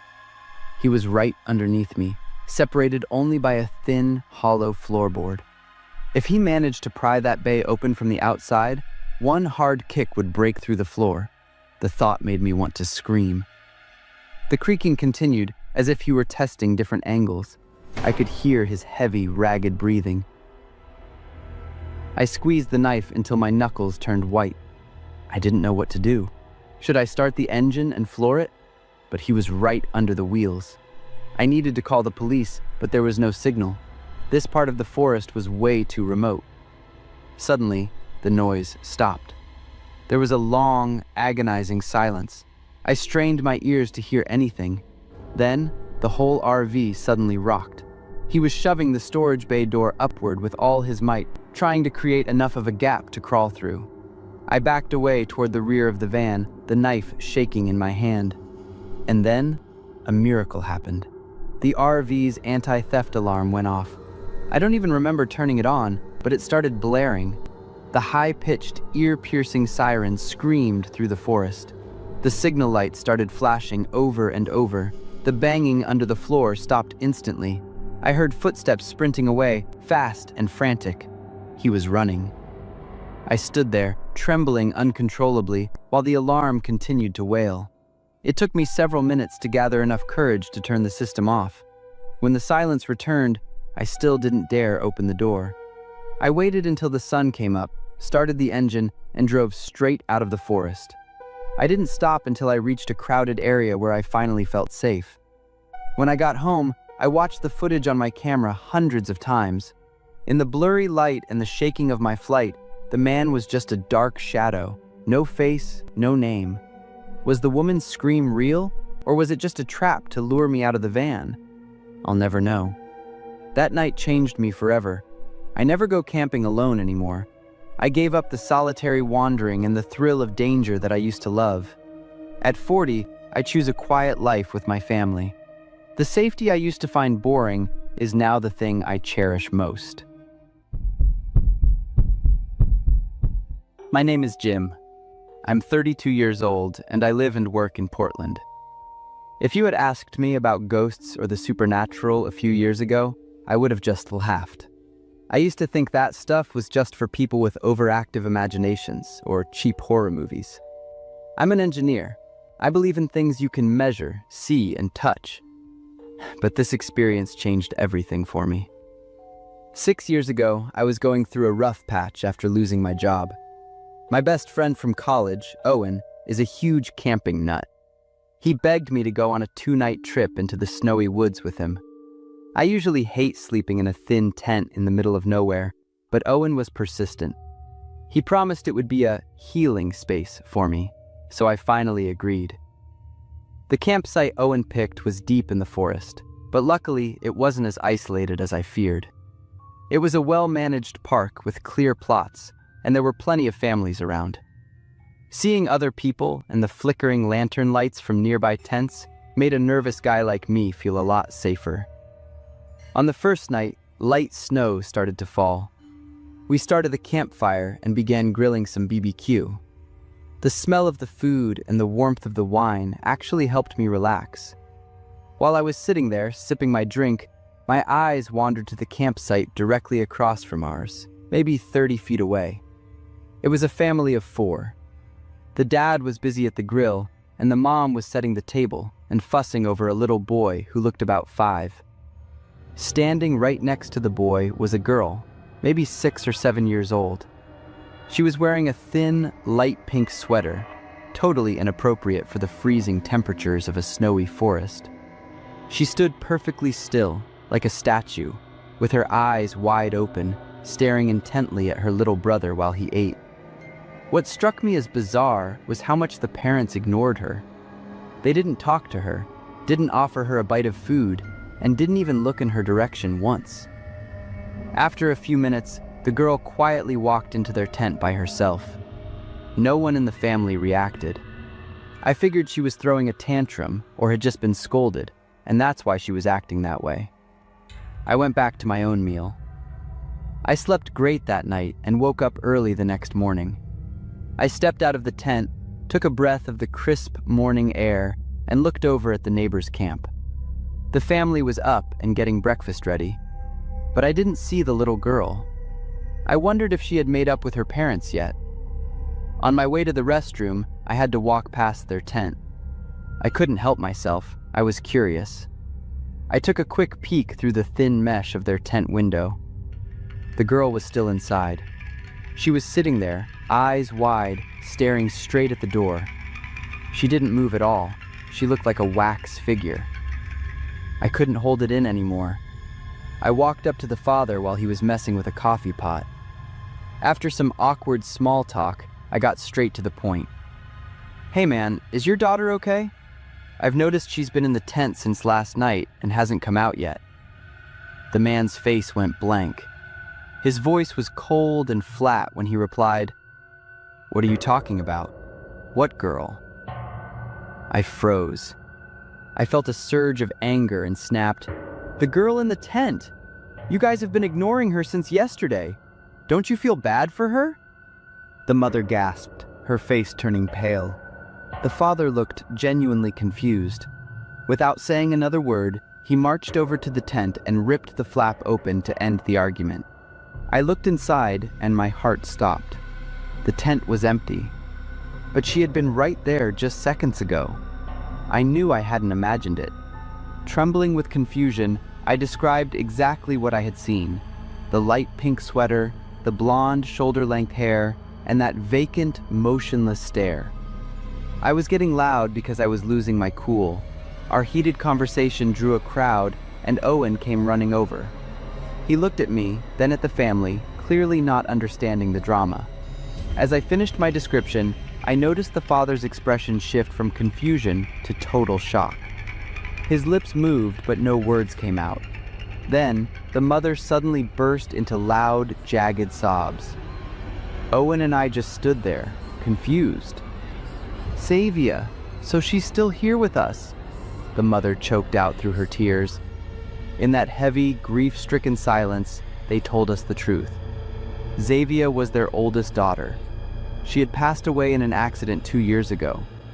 Since then, they had tried to bury the pain, never even mentioning her name in front of their son. This was their first time returning to this forest, Xavia's favorite place in the world. I apologized profusely, feeling completely lightheaded, and stumbled back to my tent. I collapsed onto my sleeping bag, my hands shaking uncontrollably. I didn't know what had just happened. Was it a hallucination from lack of sleep? Or had I actually seen a dead person? Owen walked into the tent and looked at me with a very strange expression. He sat down next to me, sighed, and said quietly, "To be honest, Jim, I saw that little girl last night too." I stared at him, eyes wide. Owen admitted that he'd had some level of sensitivity to the supernatural since he was a kid. But because he knew I was a skeptical, nervous person, he stayed quiet so I wouldn't freak out and leave. He said he only spoke up because he realized Xavia's spirit was so strong this time that even a regular guy like me could see her. We packed up and left the campsite that afternoon. On the drive home, I didn't say a single word. That was the first and only supernatural experience of my life. People usually say your first date is a romantic memory filled with roses and awkward first kisses. But for me and Maya, it started with the smell of wild grass at night and ended with a living nightmare in the shape of a man in a tuxedo. I was 17 back then, that age where rebellion and pride usually outweigh common sense or fear. Maya and I had grown up together since kindergarten. We knew each other so well that we only needed a look to know what the other was thinking. But when our childhood friendship turned into a first crush, everything became cutely awkward. That night, I borrowed my dad's truck, which was my pride and joy since I'd just gotten my driver's license. My plan was simple, though I had spent a whole week preparing for it. I was going to drive Maya out to the edge of the woods, far from the city lights, to watch the stars. We parked in a small clearing. I spread a thin blanket in the truck bed, and the two of us lay there side by side, fingers interlaced. The night breeze was cool, and the chirping of crickets created an atmosphere so sweet I felt like I was in a movie. We talked about everything under the sun, occasionally catching each other's eyes and giggling. Right when things were getting really romantic, Maya suddenly sat up. I thought she was about to say something sweet, but her face suddenly looked tense. "Finn, I really have to go to the bathroom."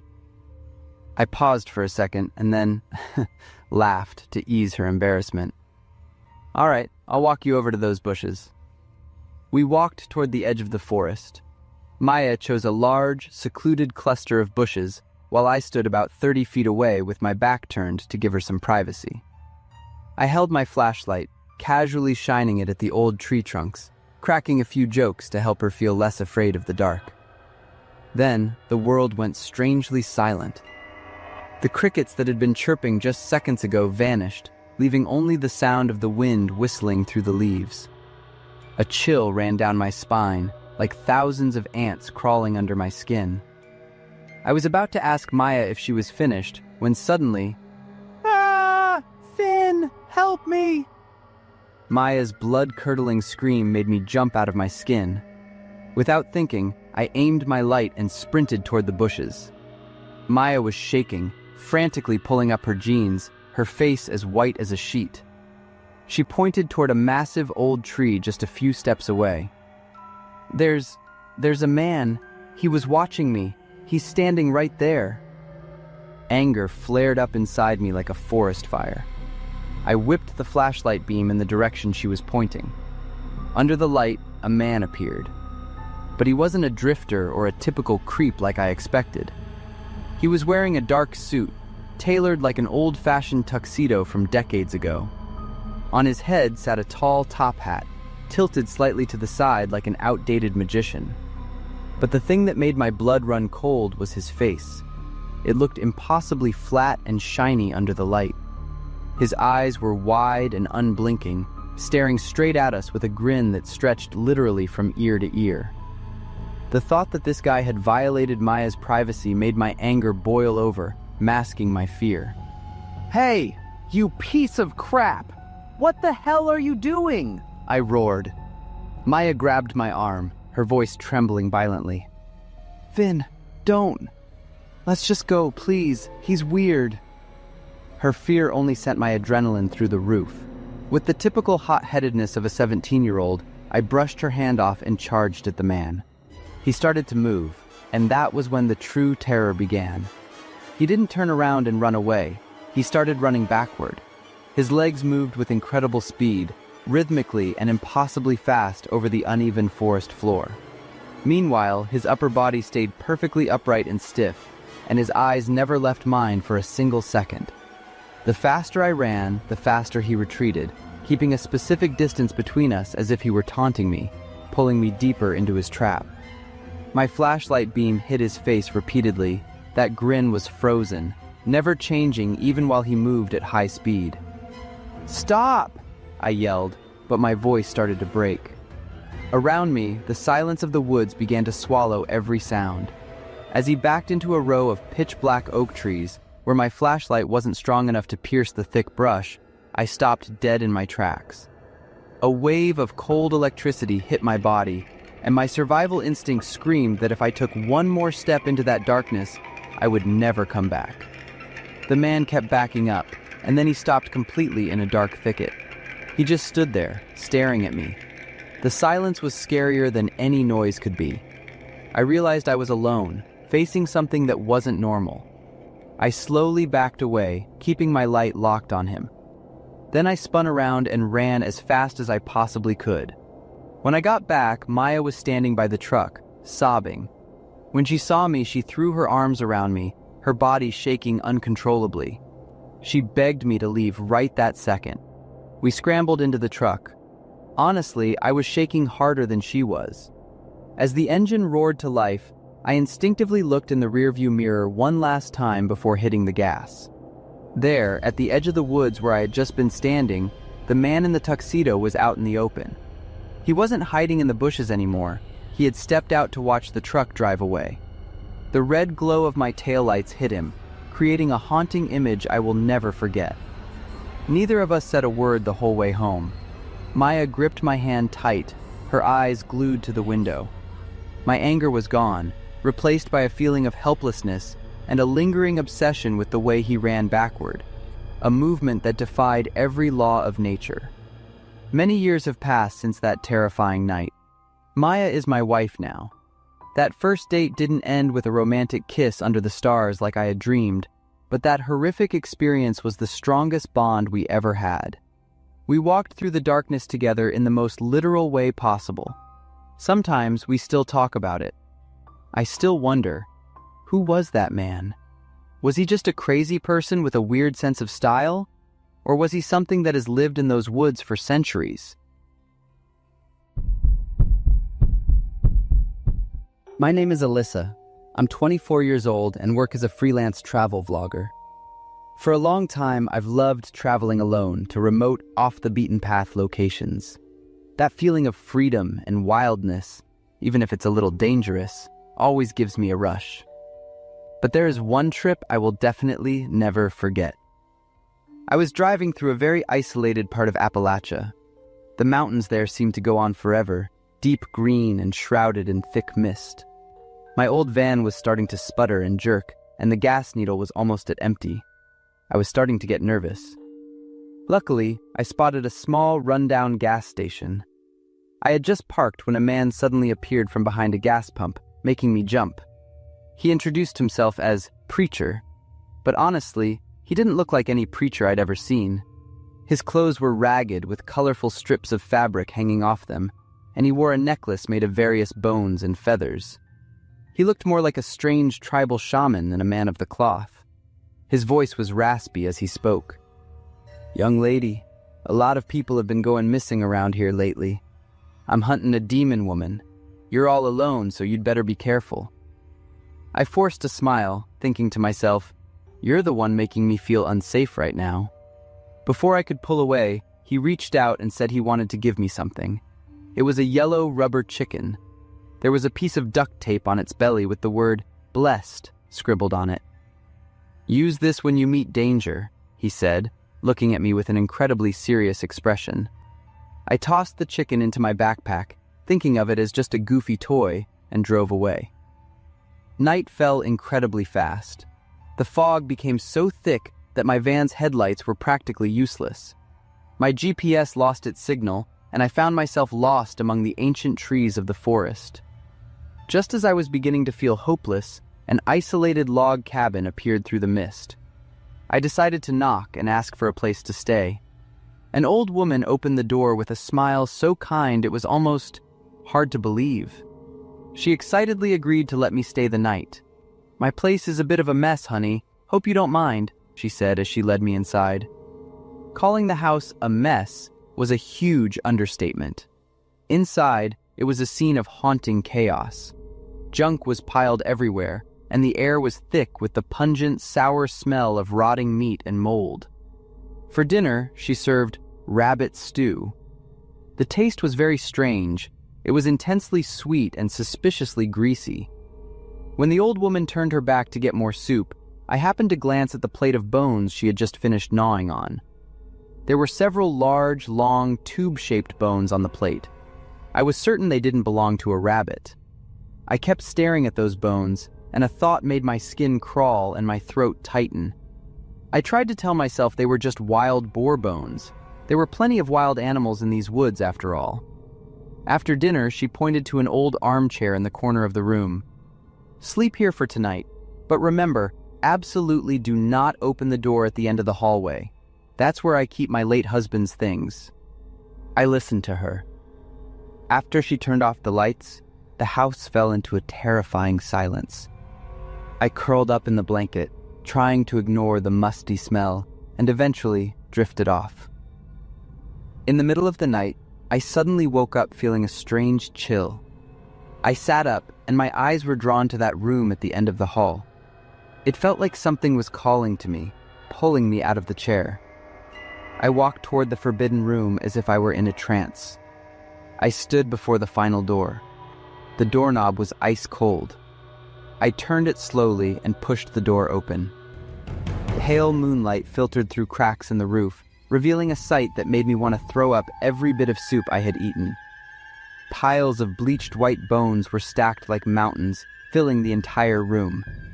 They weren't organized, they were dumped in heaps like trash at a slaughterhouse. As I tried to back away, a round object rolled down from the top of a pile and bumped into the toe of my shoe. It was a human skull. It still had a few strands of long blonde hair attached, and there were sharp, jagged teeth marks scarred into the bone. "Have you seen enough, honey?" I spun around, terrified. The old woman was standing right behind me, and her kind face was gone. Her mouth was stretched open impossibly wide, revealing rows of sharp, animal-like teeth. Her eyes were milky and clouded, staring straight through me. In her hand, She gripped a massive wood-splitting axe, the blade stained with dark brown blotches. I let out a blood-curdling scream and bolted for the living room like a cornered animal. She wasn't slow at all. She lunged after me with the speed of a panther. I could hear the axe whistling through the air right behind my neck. I grabbed my backpack, frantically digging through it for anything I could use for self-defense. That was when I remembered I had left my pepper spray in the van. I was about to burst into tears of pure despair as she slowly closed in. Then, my hand closed around something else, the rubber chicken the preacher had given me. Without thinking, I pulled it out and started squeezing it as hard and fast as I could. And it actually worked. Every time the squeak rang out, she winced and froze. She covered her ears and groaned as if she were being hit by an electric shock, dropping her axe on the floor. I didn't stop. I kept squeezing the chicken while I ran for the front door. I started the van with one hand, while the other hand kept making the chicken squeak. Then, I floored it and drove away like a maniac. I drove straight until the sun was fully up and I reached a civilized town. I never called the police. I mean, what was I supposed to say? That I was almost eaten by a demon woman and escaped thanks to a rubber chicken? They would have locked me in a psych ward. But I know the truth. The piles of bones in that room were real. The madness in her eyes was real. And the protection from that strange preacher was real too. I still keep that rubber chicken today as a reminder. This world is much weirder than we think.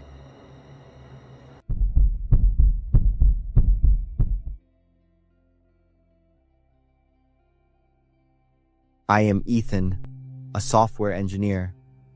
In early December 2024, I had just quit my job after a prolonged period of burnout. I wanted to escape the suffocating city rhythm, so I decided to try solo camping to find a sense of freedom and balance. I booked a spot at a remote campsite called Raven's Nest through a self-service website. According to the online information, it was a small, isolated camp in the Olympic National Forest. It was unmanaged, completely isolated, and only about the size of a football field. That absolute quiet was exactly what I was looking for. I arrived in the late afternoon. There were only 3 other groups camping: a middle-aged man traveling alone who introduced himself as Bronco, notable for his Denver Broncos logo ring, and 2 men riding Harley-Davidson motorcycles who looked over 40. They were rugged but spoke politely, carrying wine like connoisseurs. They seemed friendly enough. We exchanged a few pleasantries, and then everyone returned to their own tents. No one exchanged phone numbers, and I didn't feel it was necessary. As night fell, the camp became absolutely silent, with only the rustling wind and occasional sounds of small animals stirring in the bushes. But around 2 o'clock in the morning, I suddenly woke up to strange noises. They weren't the sounds of wild animals. They were the footsteps of multiple people and whispers very close to my tent. I immediately turned off my flashlight, crawled low to the ground, and peered out through a small gap in the bottom of the tent fabric. I froze when I saw at least 30 people moving around the clearing. They were walking in lines, carrying long wooden planks, arranging them as if they were building something. Everyone wore a slight smile, but their eyes were vacant. No one spoke loudly. Their movements were eerily synchronized, as if they were performing a ritual they knew by heart. A chilling feeling ran down my spine. Every instinct told me I was facing something that was not merely bizarre, but dangerous. I pulled out my phone with trembling hands, texting my 2 close friends, Jim and Mitch, who lived nearby. I typed frantically, ignoring grammar. I'm camping at Raven's Nest. Something very weird is happening. I'm surrounded. There are so many people. I don't know where they came from. They are carrying wood. I'm scared. They're smiling, like they're hypnotized. I can't breathe loudly. They're getting close to my tent. Someone is pulling the zipper. Just as I sent the last message, the phone screen suddenly flickered and died. I was bewildered. The battery was full, and there had been no sign of malfunction before. I don't clearly remember what happened after that. When I woke up, I found myself curled up inside a cramped wooden box. The space was only barely enough for me to breathe. The gaps inside were packed with rocks, preventing me from moving my limbs. My entire body was freezing. I could feel a slight vibration underneath, as if the box was floating on water. I tried to listen. Outside, there was the rhythmic sound of lapping waves. There was no light and no human sounds. I was abandoned in the middle of a forest lake, inside a wooden box. I began to scream, pounding on the wooden walls with my knees and elbows. I had completely lost my composure. My head was spinning and my chest ached with fear and despair. Miraculously, my cries for help were heard. Jim and Mitch, after receiving my texts, immediately set off in Mitch's pickup truck. They tracked my signal to a place called Echo Lake, a nearby campsite with a confusingly similar name. There, they found a group of people gathered around a huge bonfire, calling themselves the Meteor Watchers Society. Bronco's Harley and SUV were parked nearby, but I was nowhere to be found. No one claimed to know who I was. Sensing that something was deeply wrong, Jim suggested they split up to check the Nakiri Gorge area, a long closed canyon that had a trail connecting to Raven's Nest. It was there that they heard the screams coming from the direction of the lake. Mitch jumped into an old wooden canoe near the dock. He paddled out to the middle of the lake, where an object was floating. It was the wooden box I was trapped in. He used a utility knife to cut the ropes wrapped around the lid, then forced it open. I nearly tumbled out, soaking wet, crying, vomiting, my breath ragged from panic. We quickly returned to shore, but just as we got into the truck, two Harleys burst out of the woods and began tailing us closely. Jim yelled at Mitch to speed up. Mitch drove like a maniac on the bumpy trail, tires spitting out dirt and rocks, while the two men relentlessly chased us.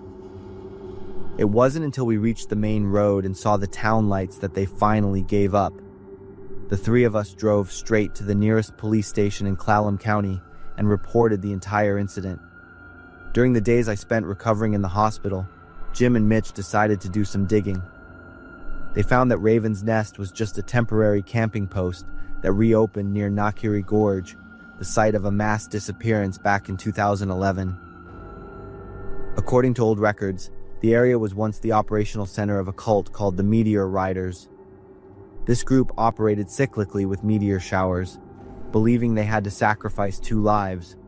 One burned in fire to be offered to the Sky Dragon, and one drowned in water to appease the starry heavens.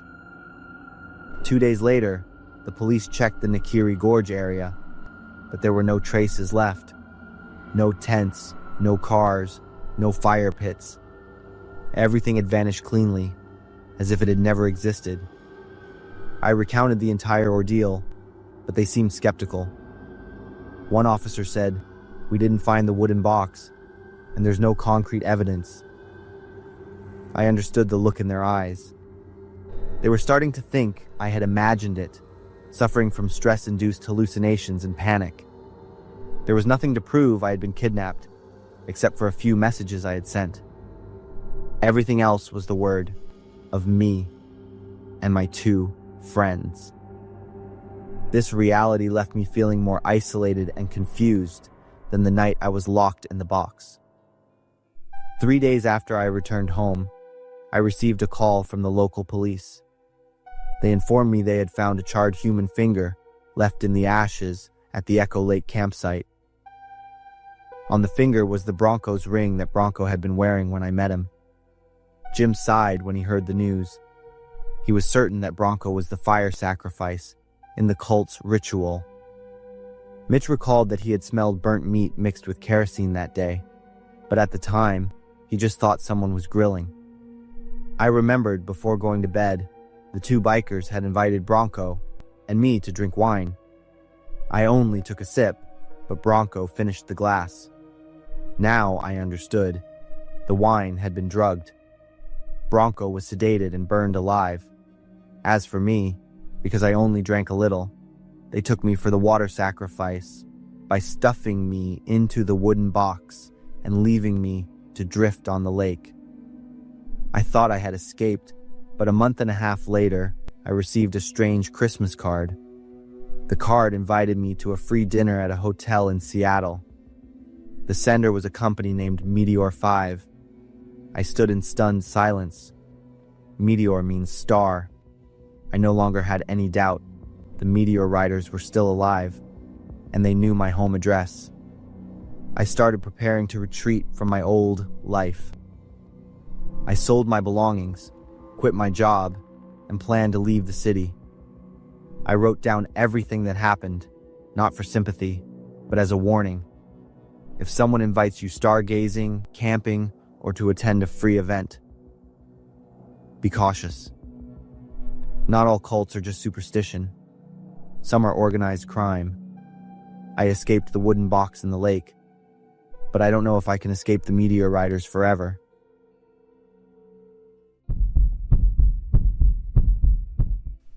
I'm Merlin, and I live out in the countryside.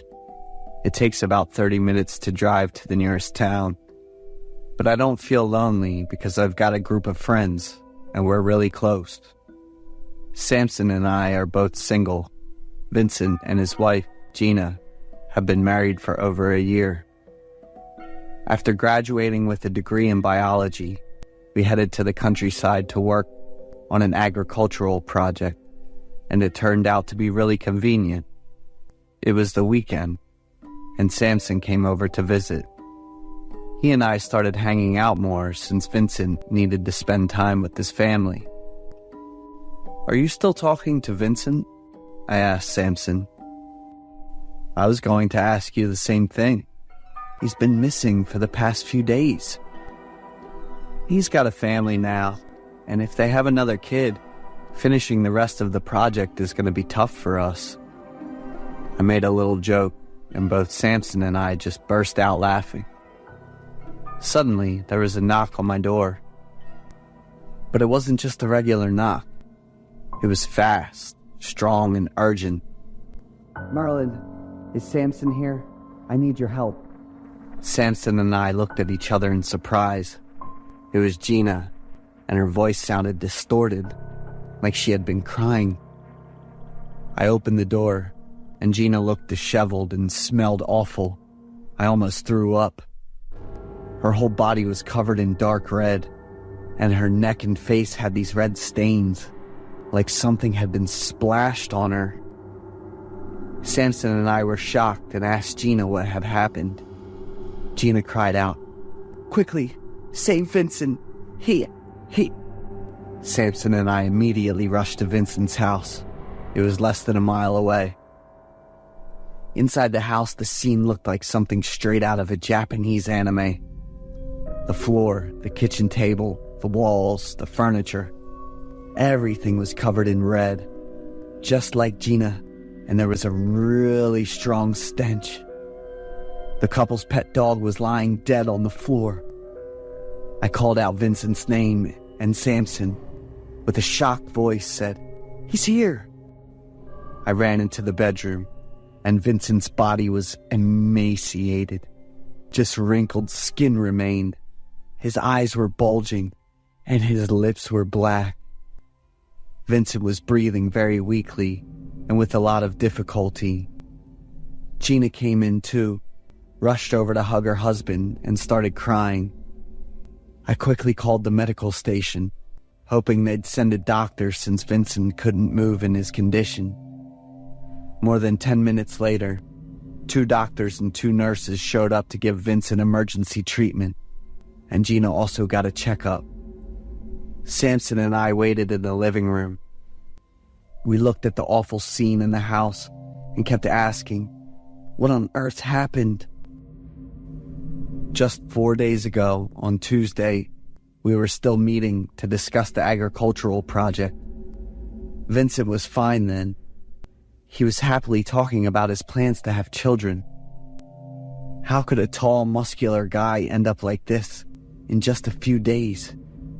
After Gina was examined by the doctor and took her medicine, she came back to the living room, looking exhausted, crying, and telling us everything. On the afternoon of the third day, Vincent told his wife he was going hunting in the forest and took the family's golden retriever with him. By 6 o'clock that evening, Gina still hadn't seen Vincent come back. She figured he might have wandered around a bit or gone to check on the project's nursery. At 6:30, the dog, looking panicked and barking nonstop, ran back home, but Vincent was nowhere to be found. The dog's behavior led Gina into the forest. After walking a short distance, Gina started to hear Vincent calling for help. He was stuck in a hole in the ground. According to Gina, the hole was pretty deep, with animal carcasses at the bottom and a terrible stench. After struggling for a while, Gina found a rock to help Vincent get up. Using both hands, he managed to swing up to the edge of the hole, and with Gina pulling him up, Vincent finally escaped after being stuck down there for over 3 hours. That night, Vincent went straight to bed after taking a shower, without having dinner. Gina thought it was because he had lost a lot of strength. Early the next morning, Vincent's strange behavior started. He didn't talk or react at all. He just lay on the bed staring at the ceiling. Vincent also didn't eat or drink anything for 2 days. But on the third and fourth days, Gina noticed that half of the food in the cupboard had gone missing. At first, she thought the dog might have eaten the food, but then she found trash bags and bones that Vincent had hidden under the bed. Vincent ate a lot. For most of those 2 days, he just kept eating and eating, but he vomited several times, and his body was visibly emaciated. Gina cried out. I suggested taking Vincent to the medical station, but he just sat there eating and looked at me with this lifeless gaze. Suddenly there was a loud crash, and Vincent screamed in pain. The three of us rushed into the bedroom. The doctors and nurses were standing in a corner of the room. Vincent was continuously vomiting red liquid, but this time it had horrifying creatures in it. They looked like maggots but were gray and larger. Vincent lay down on the bed, gradually fainted, and after examining him, the doctor said he had passed away. Samson and I looked at each other in shock, and Gina couldn't cry anymore and just collapsed. After Vincent's funeral, we asked Gina to take us to the hole where Vincent had fallen. Down there, we found a pile of animal carcasses, including deer, rabbits, and even wild boars. The stench and the countless wriggling gray maggots combined.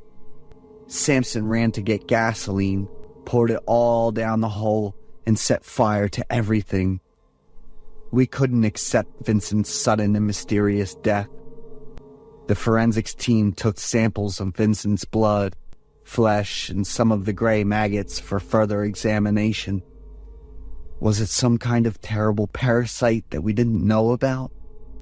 Almost a week after Vincent's funeral, Gina became apathetic and stopped talking to anyone.